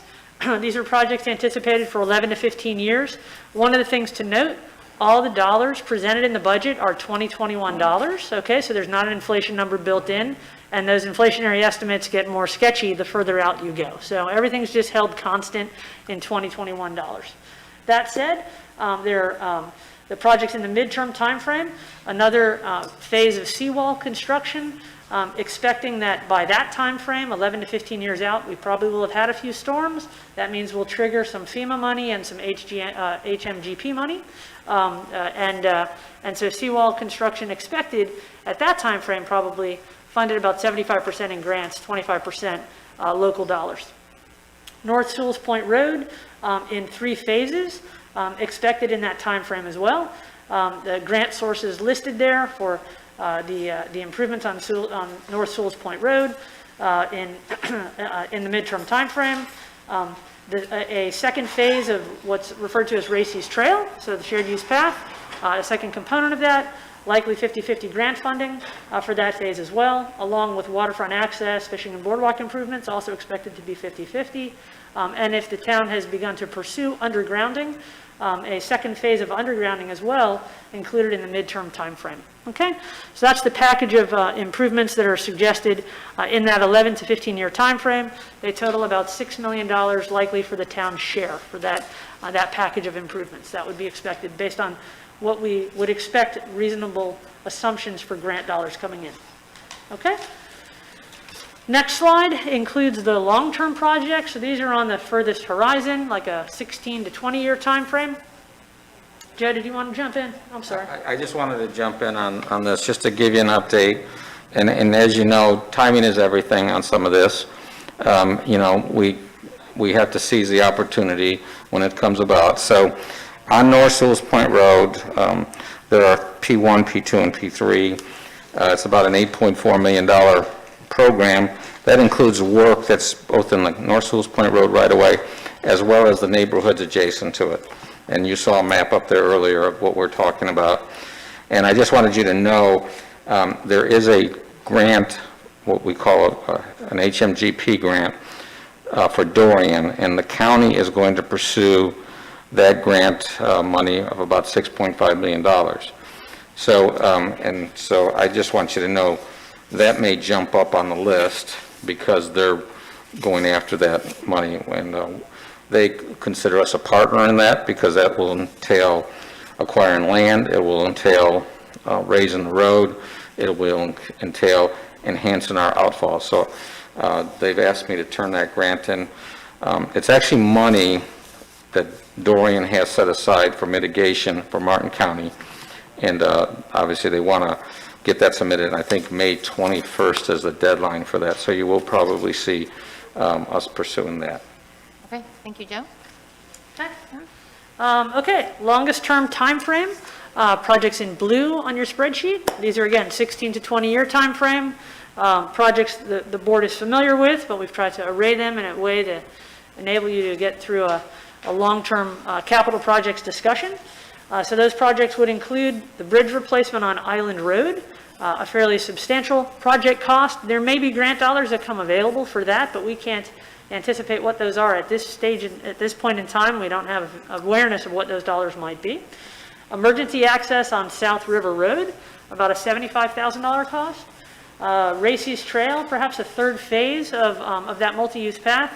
Those grant dollars tend to be pretty consistent, 50-50 availability from the funding sources that are listed, FDEP, FIND, and the MPO. If undergrounding is pursued, the two final phases of undergrounding likely taking place in that longer-term time frame. Phase 3 and Phase 4 of undergrounding. And then additional seawall construction. Again, anticipating we're likely going to see storms between now and then. And so being mindful that seawall construction is going to need to continually happen over time.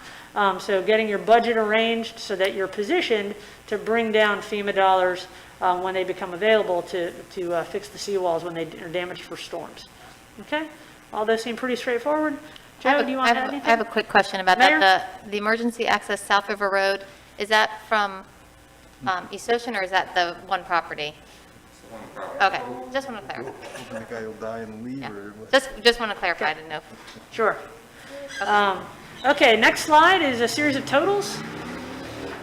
And so the total of all projects, it's about a $60 million total package of improvements over that 20-year time frame.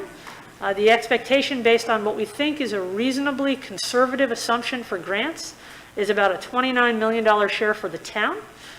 Pardon me. Some of those projects, of course, are already underway. So lessing out those projects, about $27.7 million in total projects over that time frame.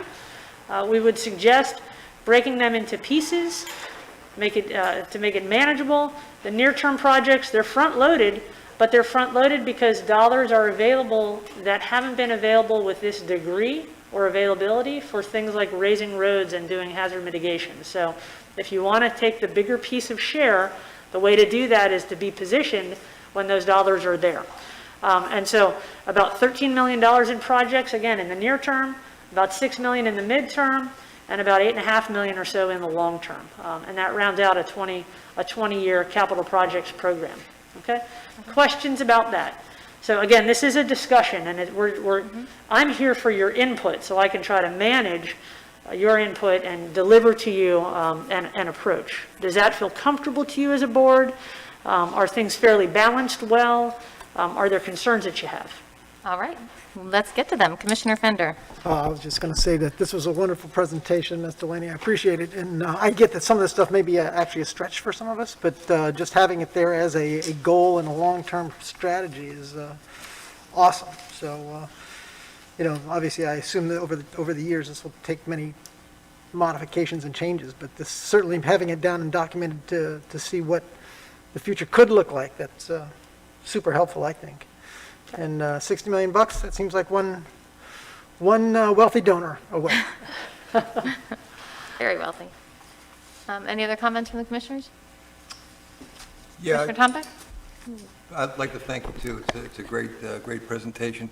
I always, think about how we do our planning, and, when you look at plans, 16 to 20 years out, I don't want to sound negative, but I'm not sure how valuable that exercise is. Maybe in another 5 years, they're going to figure out that global warming is really a positive thing, and all these grants will dry up or something. You never know. I mean, look at the grants we're getting at right now. 10 years ago, these grants were not around. Sure. So you're predicting out 16 to 20 years, and I think it's good information to have, but it's something that I'm not sure how valuable it is for us at this point in time. I would certainly concur with you. What we try to do when we work with communities is understand what's the blue sky have in it, right? And reasonably arrange those pieces of blue sky into timeframes. So you don't lose the idea, right? You know you're going to need emergency access. You don't want to lose that project. It has a home. It's beyond the funding horizon. The funding horizon, if you can get to a 10-year funding horizon, that's pretty admirable, especially for smaller local governments. And you're a community that hasn't really had a multi-year funding horizon. So this is kind of the way to kind of get everything packaged, figure out how it might fit together, and we would suggest start to think about probably about a 5-year time frame. So you have a lot in that near term. That's a lot to bite off in 5 years. We think it's probably 10, but it gives you a chance to have a much more informed budget discussion, because there's another set of slides we'll walk through in a moment that talk about the dollars that'll be necessary to get you positioned to bring grant dollars home. Now, you're bringing your tax dollars home with that, but as the manager has said, there's a cost of admission, right? So that cost of admission is getting positioned. So other thoughts on this, or are you comfortable Yes, for I have- now? I have a few Ma'am? thoughts. I love your perspective and the bigger picture, even though I agree it's hard to predict the future, but it's nice to have a vision. Great job, great presentation. I think my priorities are the infrastructure, it's super important, the roads, the stormwater, which the whole commission agreed on, the sewer, the underground utilities. I know it has some, big fans here, and I get that, but that's not as much of a priority, except for the preserving the tree canopy, which I think is a priority. But that's really, at this point in my commissionership, is infrastructure. So that's what I wanted to add. But not the underground utilities. Not the full underground utilities. Just because we are searching for ways to pay for everything, that seems like a good goal eventually, but I'm not sure about in the near future. Mayor, when Dr. Delaney and I were going through this, there are multiple models that can be developed for you, because think of this as your business model. And this business model includes everything, the kitchen sink, right? It includes the full-on underground utilities for north and south, $13 to $14 million worth, as well as access to the water. As the commission goes through this process, there may be things that you want to remove from that model, and then we simply update it and give it to you. So, for instance, we were playing with it yesterday afternoon, and it goes from being a 13, right now we're at 13,225,500 in a 2 to 10 year period, and if you remove the underground utilities, we were down to just over 7 million in a 10-year period. And that is, I know it's a lot of money, but that's nothing compared to many cities' plans for a 10-year period. It's quite doable, is I think what we would take a look at, especially when it's such an aggressive and important plan, because your infrastructure plans are going to keep your property values high and sustain your transportation. And that's exactly what you all have communicated, is that you want the essentials. And so 7 million is basically the essentials. And if you want to, again, do a business model that removes that underground utilities, that's the 7 million. And if you want to include them, then you're up to just over the 13 million. Okay, thank you. Good. Still consider the essentials. To Commissioner Fender's point, you can add and take away as you see fit. Commissioner Fender. Yeah, and I like the tree canopy idea tied in with the undergrounding, because it gives you the ability to phase in undergrounding over a very long period of time. I don't think you need to do the entire undergrounding all at once, but as you see these opportunities to get a portion of it, just like we got the corridor done, the canopy seems like a great next step. Great, thank you. All right, you said you had the next? I do. So if we can click forward just a few, because this is now history for you, the detailing as to septic to sewer. So if we can jump forward one more, there we go. So the question that you charged me with was, how do we compete for grant dollars? And so just a reminder, in Delaney's view of grant competitiveness, in having worked on more than a few, and I think Joe would concur, local matching dollars in hand is the way to go. So if you want to be competitive, because your competitor has local matching dollars in hand. And so the speed with which you can strike when the iron is hot is dictated by having that source in hand. And so go forward. So of course, there's different ways to think about infrastructure financing. Go ahead, and this is a little history the board has talked about, different sources. Slow down. Go ahead, next slide, sorry. There we go. The MSTU, we've talked about a bit. Next slide. And so just to recap the points that I provided to you with respect to the MSTU for septic to sewer. That process will require a town-county interlocal agreement that must identify funding source and time frame by which you will pay the county back. The county will front those dollars, and then be paid back over time. You have a 20, you should reasonably expect it'll take 6 to 12 months to iron that out. As Commissioner Tompak pointed out, there's a concern that the county's not providing enough back to residents who will become utility customers to the county. So there's a time frame for negotiation that would be reasonable for you to expect to figure out those details. The ILA can include just design and engineering, or design, engineering, permitting, and construction. You can take 2 bites at the apple if that's a better fit for your funding arrangement as a community, okay? The interlocal will require the town identify funding source and time frame. I see there's a little typo on there, so I wanted to make sure you really knew there were 3 public notice opportunities apparently, so I said it twice. With respect to funding source and time frame, you can anticipate you'd have an MSBU or an MSTU and grant funding, but those are secondary sources. So you must identify an existing source that is a reliable source that you can use. And so that will require some anticipatory work as a community to have a line of credit or to have dollars in hand that you can utilize to pay back. The county maximum time frame is 20 years, and so we used a 20-year number to estimate what the monthly homeowner cost would potentially be. There again are 3 public notice opportunities. Advertising by December in the year preceding placement of the MSTU on the property tax bill, an initial assessment resolution, an action of the board, and then a final assessment resolution, another action of the board. And so those are the steps necessary to get that mechanism in place.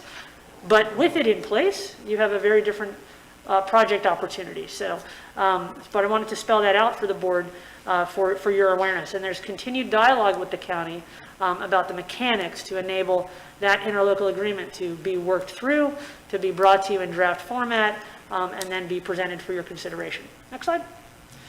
Stormwater utility, again, is the default go-to mechanism that local governments use to create matching dollars for stormwater grants. And they're the most popular mechanism to utilize. And so one of the fees suggested for your consideration, of course, is the Stormwater Utility Fee. And to get to the utility, front-ending a stormwater plan is necessary because you can't get to a fee structure and a utility without having a document that takes you there. So a stormwater utility recommended for you. Next slide. And then loans and lines of credit. Bonding might be beyond what the town might be interested in, but certainly you can utilize a line of credit, advance that to become a loan, to, again, create the war chest you need to be competitive to go after grant dollars. These are strategic moves, if you will, as you head into the land of securing grant dollars for infrastructure. Next slide. And so with that, there's also a one-page summary for the board's consideration that details a variety of funding sources. The next slides make that bigger, actually, whoever's manipulating the slides. If you hang tight for just a moment, this will get larger. So for the benefit of those that are listening, watching online or in the audience, it's a little bit smaller scale, but we'll zoom into the pieces. 3 categories of funding for the board's consideration. Go ahead and go to the next slide. The first one of those are annual grant matching sources. And I'm calling these grant matching sources because that's, I think, the category of revenues that are of the highest priority for the Commission's consideration. And so working with the manager and with CapTech, there are some numbers that are just plugged in for the board's discussion. Nothing in these documents suggests a recommendation. This is for the board to talk through. A couple of funding sources you have to consider. One is considering a change in the rate for your communications tax. It's an existing tax you have in place.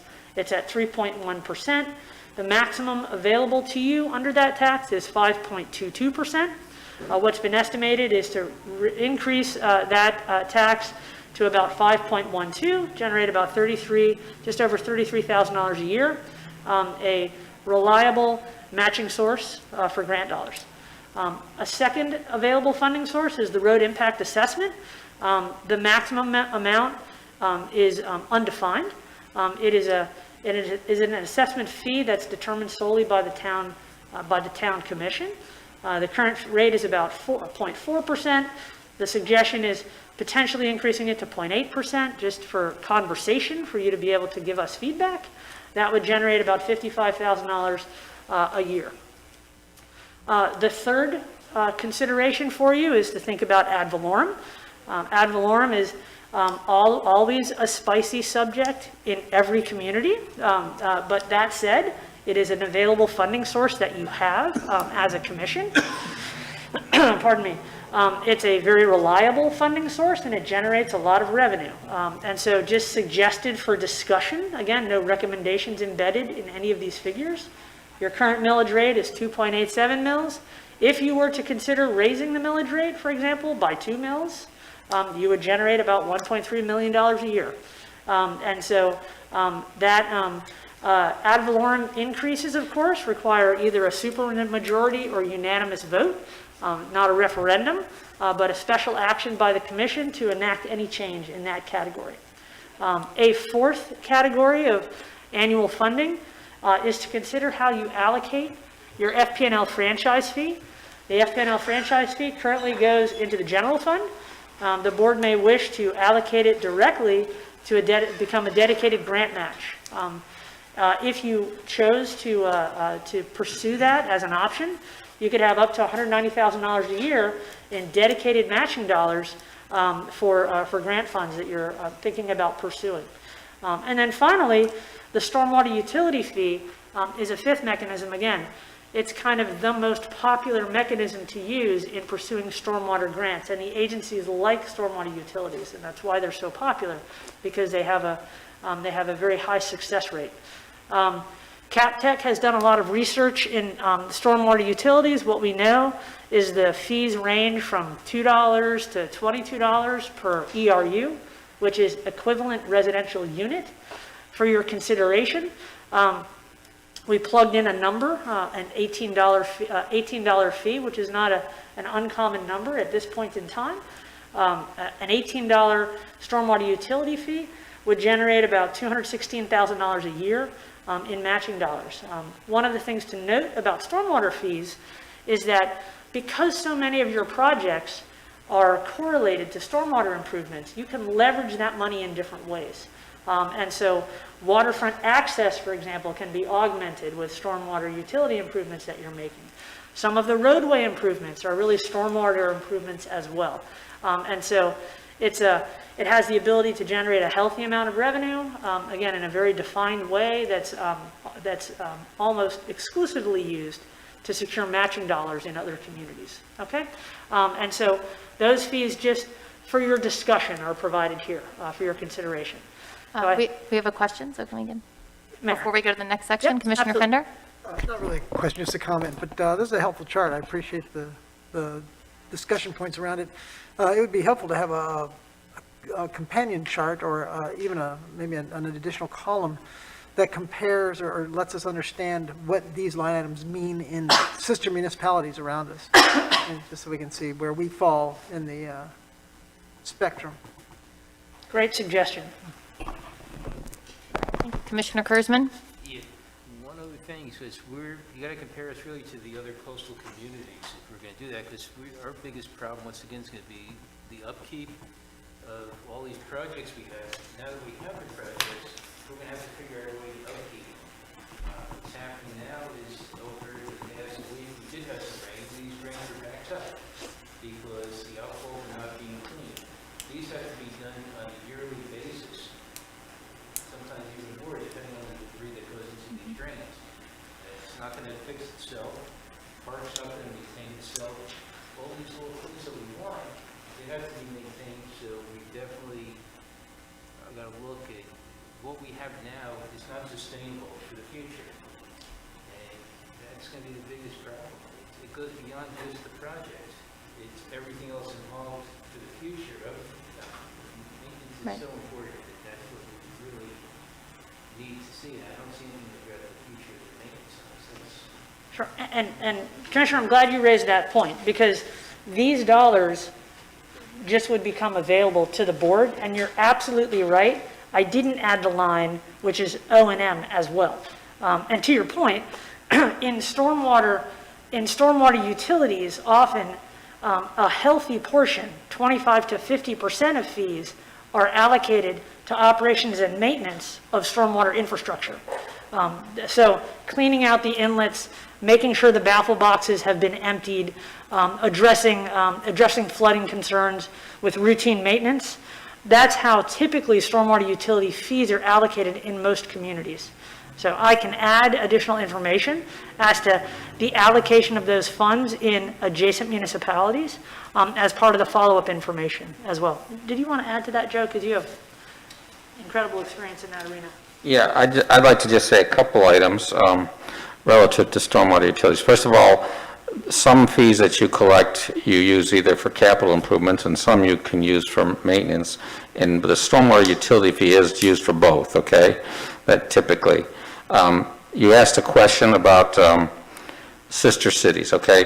This number that we show here right now is, quite frankly, higher than the local one. Actually, the city of Stewart went from $4 to $7 an ERC, an ERU in recent times, okay? If you look at the stormwater utility report put out by Florida Stormwater Association, you're seeing most of those municipalities throughout the state, coastal areas within the interior of this Florida, all increasing their rates in the last several years, and some of them significantly. I will tell you that, you know, the way this is typically done is, first of all, they look at the capital costs that you need to be spending in your community, and then they do what is considered a rate study. That would be done by probably another engineer that typically does those. And there's ways to be creative with it. I just want you to know 18 is a steep number, but when you look at the infrastructure improvements that you need, the fact that you're a coastal community, the fact that you have a lot of outfalls that go into, the fact that you're trying to solve resiliency issues, king tides, sea level rise. When you put all those numbers together on such a small number of homes, your numbers are going to go up. And that's just, and again, I don't want to tell you what the number is. I kind of looked at what the FSA did on some communities, and there are some that are above the 18, many are below, okay? But what I'm seeing is they're all adjusting theirs up, and I looked at population and I looked at acreage, okay? There's nothing that's exactly what Sewalls Point has, so you kind of have to look at what the costs are going to be. So there's more that's going to go into that utility fee than just me telling you what's in this report. You're going to need to actually have a study done on that. But, you know, do I think that you can justify $18? I think you can justify it, okay? Is it going to be more than your sister cities in Stewart? It's going to be more than that. I can tell you, we just did a study in Port St. Lucie, and they would need to raise theirs to almost that to handle what they project are going to be their capital improvements over the next 20 years, as well as their, you know, they maintain a whole staff that cleans things out. We use sub-consultant contractors to do it. I mean, they're going to have to do that. Now, they aren't going to do that all at once. They're going to progressively get into that number, okay? But they're all running into this. It's taken a lot more money to maintain facilities, and it's taken a lot more money to build them now. So I just want you to know that we picked 18 because that I think can be justified. Is that going to be, that's justified from an engineering aspect. From a political aspect, that may not be what you do, but I'm just pointing that out, okay? Okay, thank you, Joe. Commissioner Tompeck? Joe, just a quick question. That $18 is per ERU per month, correct? That's correct. That's per month, yep. And that rate would be higher for non-residential, right? Because and that's a distinction that Joe pointed out. So commercial properties pay a higher rate, right? Because they have a higher ERU assigned to commercial property than residential, right? Okay. I have on a side note, I think a stormwater utility fee makes lots of sense for the town of Sewalls Point, given that those problems happen daily, and as Commissioner Kurzman said, it's a big priority. But I have a question about the stormwater utility fee. You mentioned something about the stormwater plan, the master plan, in relation to that fee. What is that? Could you say that again? Sure. So I'll take an initial stab, and I'll ask the Dr. Stormwater expert to join me. So, but the initial stab would be that a stormwater master plan gives you an opportunity to identify the geography of the town and where flooding is taking place, where stormwater needs are, and where stormwater flows. And then identify infrastructure improvements to remedy those stormwater concerns that you identify, right? So we know we have flooding, we know we're discharging to the lagoon, we have high stormwater needs in the community. So that plan will analyze your condition, identify improvements, give you a time frame, a capital budget, much like this, but focused on stormwater, to give you a chance to identify capital projects over time, and a time frame by which they would be constructed, and also identify the maintenance, the ongoing operations and maintenance responsibilities that are associated with your stormwater improvements. So it's kind of like a comprehensive plan just focused on stormwater from a capital and an O&M standpoint. But what is it in relation, I thought you said something that you were supposed to, I know that we have one, or we had one done a long time ago, and then I thought we revisited it, but you said something about you had to have one before you could do a stormwater utility fee. Did you say that, or did I? Yeah. Okay. Yeah. I was just inquiring about the Stormwater. requirements. Well, just to elaborate, there's this study that, first of all, there's a couple things that you use the Stormwater Master Plan for. Again, the last time we technically did one was in '94, but the fact of the matter is we've had more impact from sea level rise. We have more community now to consider how the stormwater works. One of the things that's this requirement kind of touches on is you have Bonnie doing a comprehensive plan, right? And there's a stormwater element in that. So there's data from the stormwater study that she needs to utilize in her comprehensive plan. The land development regulations, remember we talked about, I think it was item number A on the list tonight that we tabled. That considers how much stormwater we're going to ask everybody to put on their lots. We have various numbers of POAs, property owners associations in town that don't maintain their stormwater systems, and they have swales in the back of the yards and fences and so forth. It's probably going to be more reasonable to assume we're not going to be able to tear those lots apart to fix this. So possibly the town will have to make those improvements inside the road rights the way that they have. So when you consider all these things, property owners associations, when you consider impacts to current lots and so forth, we could spend a lot of time studying this, but you're talking about a master plan on stormwater, you're talking about adding the elements of resiliency, which again, sea level rise, there's the numbers, the items that Kim put in her first slide, if you remember those, but those all have to be addressed in the master stormwater plan. And that, again, provides you the opportunity to get more grant dollars, because they see that you have them completed, they see that you have a comp plan that regulates it, they see that you have LDRs, then obviously they will provide you the ability to get more money, okay? And so it's a pretty important document to have. Right. I guess I was asking, do we need to update what we have before we could, in theory, implement a stormwater utility fee? You really need to know the cost, which you have right now. We've been doing this for a while. So to answer your question, you're kind of justifying the fee. And so remember I told you have a rate study done by a consultant that tells you he needs to know what are the costs, and which we've given you some of those, but you're going to need more, because we're going to have to go into each subdivision and determine, how much can we reasonably expect to make improvements on people's lots, which is probably not very much. We're going to be making some improvements in the major public infrastructure to account for that deficiency. I'll talk about that with you later, because I think it's getting a little complicated, and I'm sorry. The short answer is yes. Okay. I don't think anybody wants to use the plan from 1994. Okay. That's my understanding. My understanding is the plan served its purpose. You're in a modern time, you have different stormwater needs and conditions, and so you need a proper current stormwater master plan Okay. to be able to set up a fee. That's how I understand it. Okay, that's just what I was looking for. Thank you. Commissioner Kurzman. Yeah, I have one more question. Go. Joe, what would it cost if one of these bridges washes away, and I've watched these storms, and I've seen where the water is literally going on the bridge. What would it cost to replace one of our 3 bridges? We have predicted, and I know they're small bridges, but they're about $750,000 now. I mean, the last one we did was the two in Samara Street, and at that time, which is pretty close to over 20 years ago, they were in the 90s, mid-90s, that was, they were $550,000 each then, so they've gone up. All right, thank you. All right, And I think we have one of those in your CIP, right? We have one in your Yeah. long-term, anticipating that's likely going to happen. So, okay, next slide.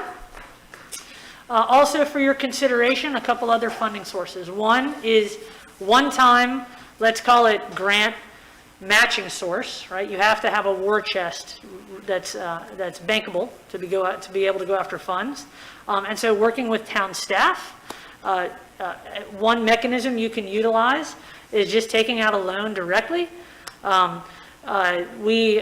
Based on your near-term CIP projects as identified in the documentation you looked at this evening, you may want to consider a loan in a $2, $3, $4, $5 million range. We actually didn't even use a $2 million number because the project costs are so high. So a $3, $4, $5 million loan or line of credit that you can draw against. With your current rates, your staff has estimated the carrying costs on a loan in those magnitudes, $200,000, $260,000, $332,000 for a $3, $4, $5 million loan to be able to front end some of the improvements that you have identified. It's a mechanism that you have. Some communities go to bonding when they get into capital project investments. The scale of effort for bonding is probably not appropriate with the scale of projects that you have. So maybe a loan preceded by a line of credit might be a more appropriate source. So we wanted to provide that for your consideration and discussion. And then also, as we've talked about, the MSBU, coordinated through Martin County, would generate about $7.8 million. Pardon me, about $7.8 million over time. That would be assessed on a monthly basis. The county's standard process would have that funding assigned to the non-ad valorem tax bill. It is a local match. You're really getting a town-wide improvement that's really a regional improvement that would be substantiated by property owner contributions towards that effort. And so we didn't want to leave that out as one of the funding sources to give you to discuss. So that's the array of funding sources that seemed appropriate. Here for your comments and direction as we try to advance those pieces for your consideration. And then with that input, we would expect to be coming back in about a month or so with a final document for you to review. okay. Thank you, Kim. Any comments from the commission? Town manager, I thought it was helpful when I spoke to you earlier for the potential new grant matching column that starts on the annual grant matching sources, the communications tax, road impact assessment, ad valorem, franchise fee, that column that shows you the new amount of money, or for each item, where that money comes from, like the communications tax is on your cell phone bill, and then it gets paid to you through the county. So I thought that was helpful just to see where each thing, and the 180,000 we already get, that's just a redirection.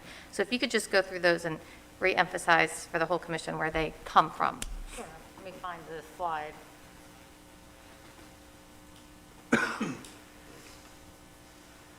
Okay. And Cheryl, just watch me in case you want to add anything on this. So on the communications tax, the one that's most familiar, I'm sure each one of you has seen it, is on the bottom of your bill for your cell phone. And so every municipality and county has the opportunity to participate in receiving it.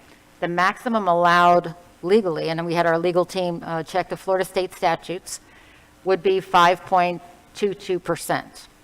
And we have not taken full advantage of that. And I don't think that there's anyone else around us we haven't been able to find from a city or a county standpoint that isn't at the full rate. And many have been at the full rate for quite some time, many, many years. So that's the communication sales tax piece itself. Looks like there's a question coming. Are you going to ask about the communications tax, Commissioner Fender? Okay. All right, keep going, and then we'll come back. Okay, so, and currently, we bring in $50,000 of revenue for communications taxes. So if we were able to get to our maximums, the potential new rate would add about another $34,000 there. So you're talking about 80-something thousand dollars, and you could then put that right into the general fund the way it is now, or you could dedicate it towards something specific for matching funds. So when you are dealing with an agency, whether it be, say, a Martin County, or a funding agency that has other grant options, they will say, what funding sources can we utilize to basically back, this opportunity? And you could take a look at these items and say, we have a communications tax that is reoccurring, and here's what our funding source looks like, and we would say it's $85,000 a year, and they would utilize that for that information. You could do the same thing with dedicating a portion of ad valorem taxes. And you could do the ad valorem taxes as we've talked about in the past and dedicate a mill or more to, say, the fire contract or public safety in general, the police department, or stormwater maintenance. Those all currently go right into the general fund. Remembering that 2.87 that we have coming in now pays for all the bills. So anything above that can go to your capital or can go to your ideal wish list. The road impact assessment, that's separate. That's all the permits. That gets added to the permits.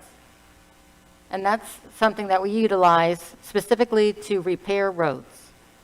And so I've heard from the commission, especially Commissioner Kurzman has said in multiple meetings, he wants to get back to seeing a list of roads that we pave on a regular basis every year, which is why last year you received a list of roads that were being repaved. Right now, the amount of money that we receive is just about enough to repair. This will continue to add to opportunities. The FPL franchise fee, we cannot negotiate that any higher. It's a 30-year contract. It's set at 6%, but we don't have it dedicated to anything. So it currently goes into our general fund as well. And you could utilize that to dedicate it for opportunities for matching grant funds. Stormwater utility fee with the monthly payment, is that on your property tax bill? Is that does that go through your property taxes? Is that We how think that so. gets paid? Yeah, I think that's probably the way that we would go with it. Okay, thank you. The thing with the stormwater utility fee is that we believe there's a bigger benefit townwide to initiating that than potentially even doing the change of the ordinance that we're considering for on-site water retention. So the overall intent of that ordinance change was to assist the city, in making sure the town that we were able to capture as much water and hold it as possible. And we were asking the homeowners to take on a bigger part of that burden. And with that new change, it really would have only addressed the new homes being built, and then any significant improvements on other homes that are having improvements, 50% or more of the value. And when you think about how long it would take for the town to reap the benefits of homeowners holding more water, Joe had said it's probably be 20 years before we saw the benefits from that type of plan. And additionally, I don't know that homeowners want to have more water on their property if they don't have to. The stormwater utility fee that is addressed across the board throughout the town enables us to take control and make a bigger impact faster. Okay. Thank you, Michelle. I just thought that was helpful to see where each one goes and how you pay it. Commissioner Fender. So I see this chart is labeled annual grant matching sources. Is that a different concept than just additional revenue generation sources? I mean, are we spinning it that way on purpose? Because there might be other line of rows that you could add, such as annexation of adjacent properties, and also possibly tasteful mobile repeater I don't know where you'd put it, but I think you could make a little bit of cash on that as well. So a couple ideas. I think the reason we went with that title is because that's the issue that we're trying to fix Yeah. and solve. The town itself, as we keep saying, is able to pay its bills. It's able to, think about the future and what we want to do. But we want to participate in these capital projects, and we want to do it with the strategy of pursuing grants. The problem with grants is that there's a town commitment that has to go along with it, and many of the grant agencies now want to see the commitment, want to see those dollars before they award it. Well, the reason I worded the question that way is this list of items here supposed to be creative ways to generate funds that do exactly what you just described? Or are you limited just to these sources? I mean, is there a reason why annexation is not an option? No, we can add annexation, just annexation also comes with costs of growth.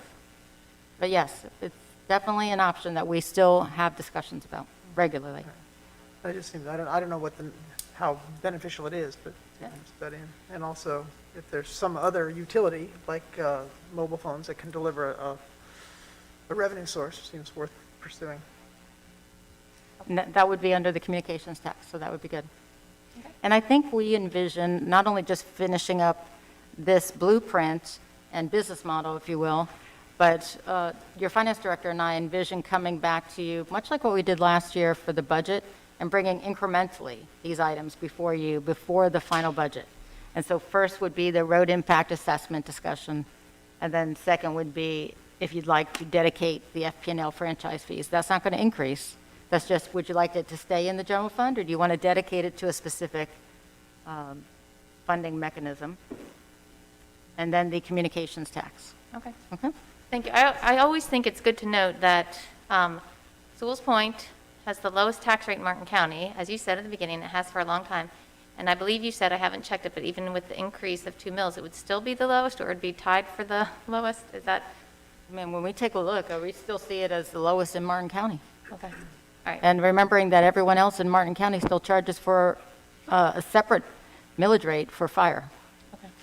All right. Thank you. Commissioner Fender. Well, that was kind of why I asked previously about the companion chart for this list, because I recall an actual line graph that Pam created in the past and actually published it in one of the news bulletins that showed the last 5 or 10 years of tax increases compared to all the other municipalities around us, and it looked pretty good. And Okay. so, there probably is room for growth as long as you don't break the line, right? Right. I think that sounds good. So the next step, town manager, you said is for you to you guys bring back, you guys take it away, as opposed to me saying exactly. Well, Dr. Delaney was saying that she's going to take your feedback, update this blueprint, and create the document that will basically be our guiding light. Right, that's my hope. It'll So have a we're- flashlight on the cover that you can solar charge now.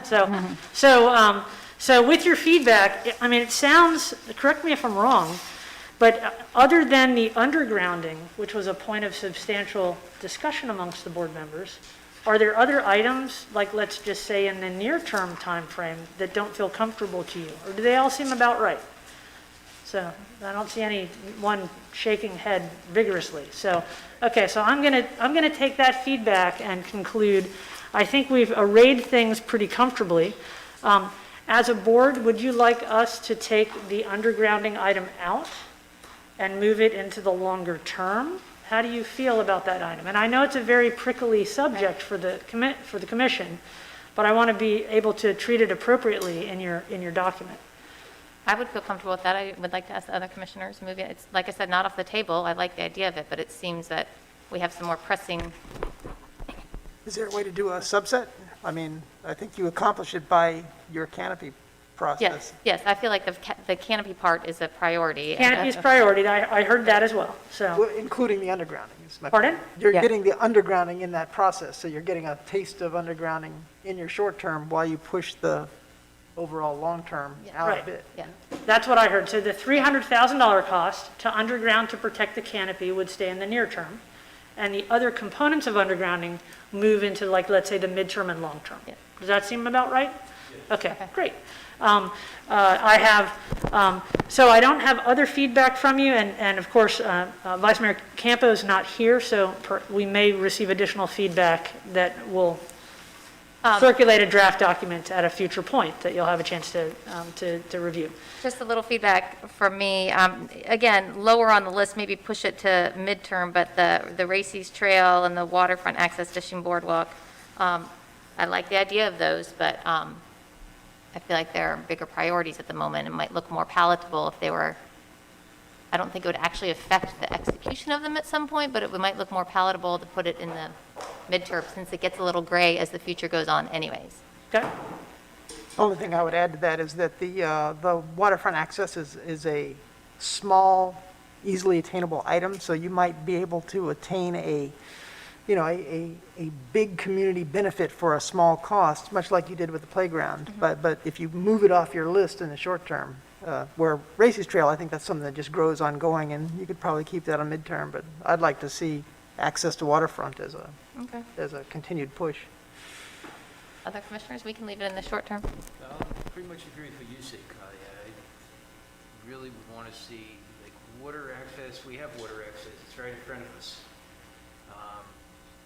As far as Racy's Trail, if we could get grant money immediately to pay for it, it's not a big deal then. If we don't get the grant money right away, then we could put it off. Those are two things, I Right. agree that we don't need right now, but like I say, Racy's Trail, if we get grant money, I'm good with that. Okay. Commissioner Tomback? All Okay, right. so waterfront access, keep a phase one in the near term. Do you want to keep any funding allocated in the near term for any component of that?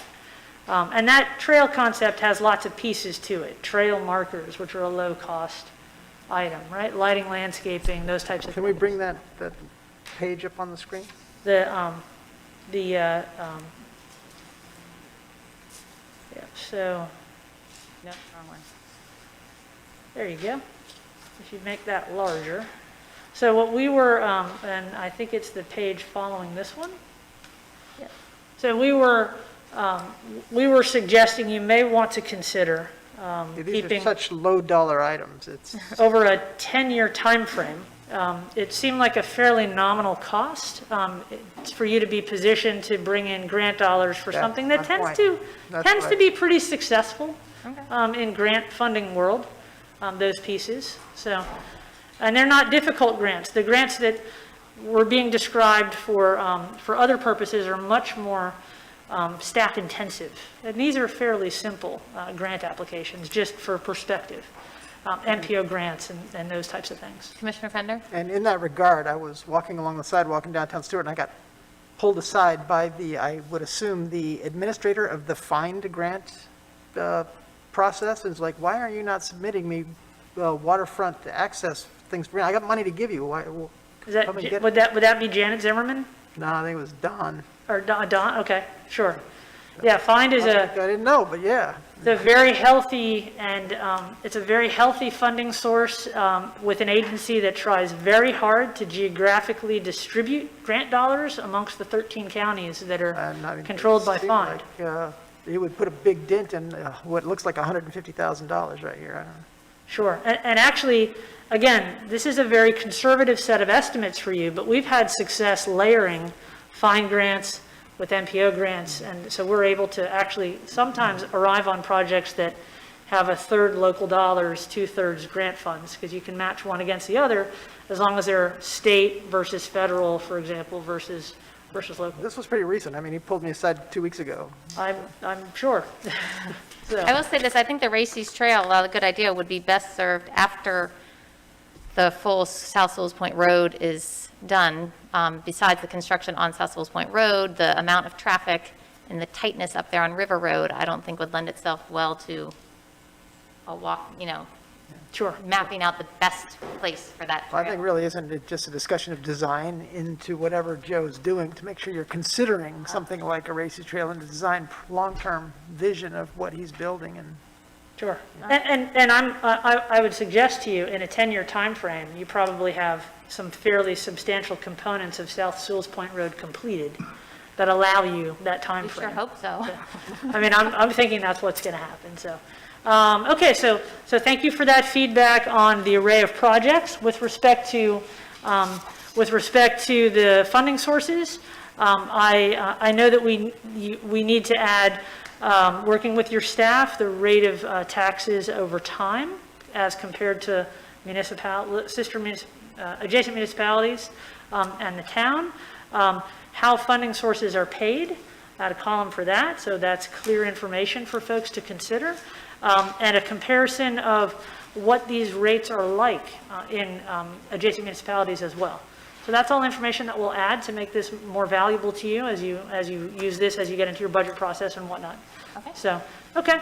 And the manager and I have talked about having a document back for your consideration either later this month or the beginning, the first meeting in May, right? Maybe the first meeting in May is probably a little more I comfortable. think that, yeah, and I think it's better for the commission too, because I don't want them to rush through at a regular meeting process. Yes, I think that Super. sounds great. Okay, so I reserve Thanks that for the date in my calendar as well. presentation and information. Thank you very much. You're most Very welcome. good, very good. Okay, and if anyone needs to contact me, the last slide is always my contact information, just for the public. Okay? Okay. Thank you so much. Very much. All right, we are moving on to commission and staff closing comments. Any staff comments? No, ma'am. All right, any commissioner comments? All right, I will say I got some public comment, and the public comment was submitted too late for this meeting, but there's good news that there's another meeting happening right after this. That with- is good news. with public comment, so that can be heard then, and we'll just combine it into one, I think you had 2 items, so we'll combine it into one 3-minute limit under public comment for that meeting. So, meeting adjourned.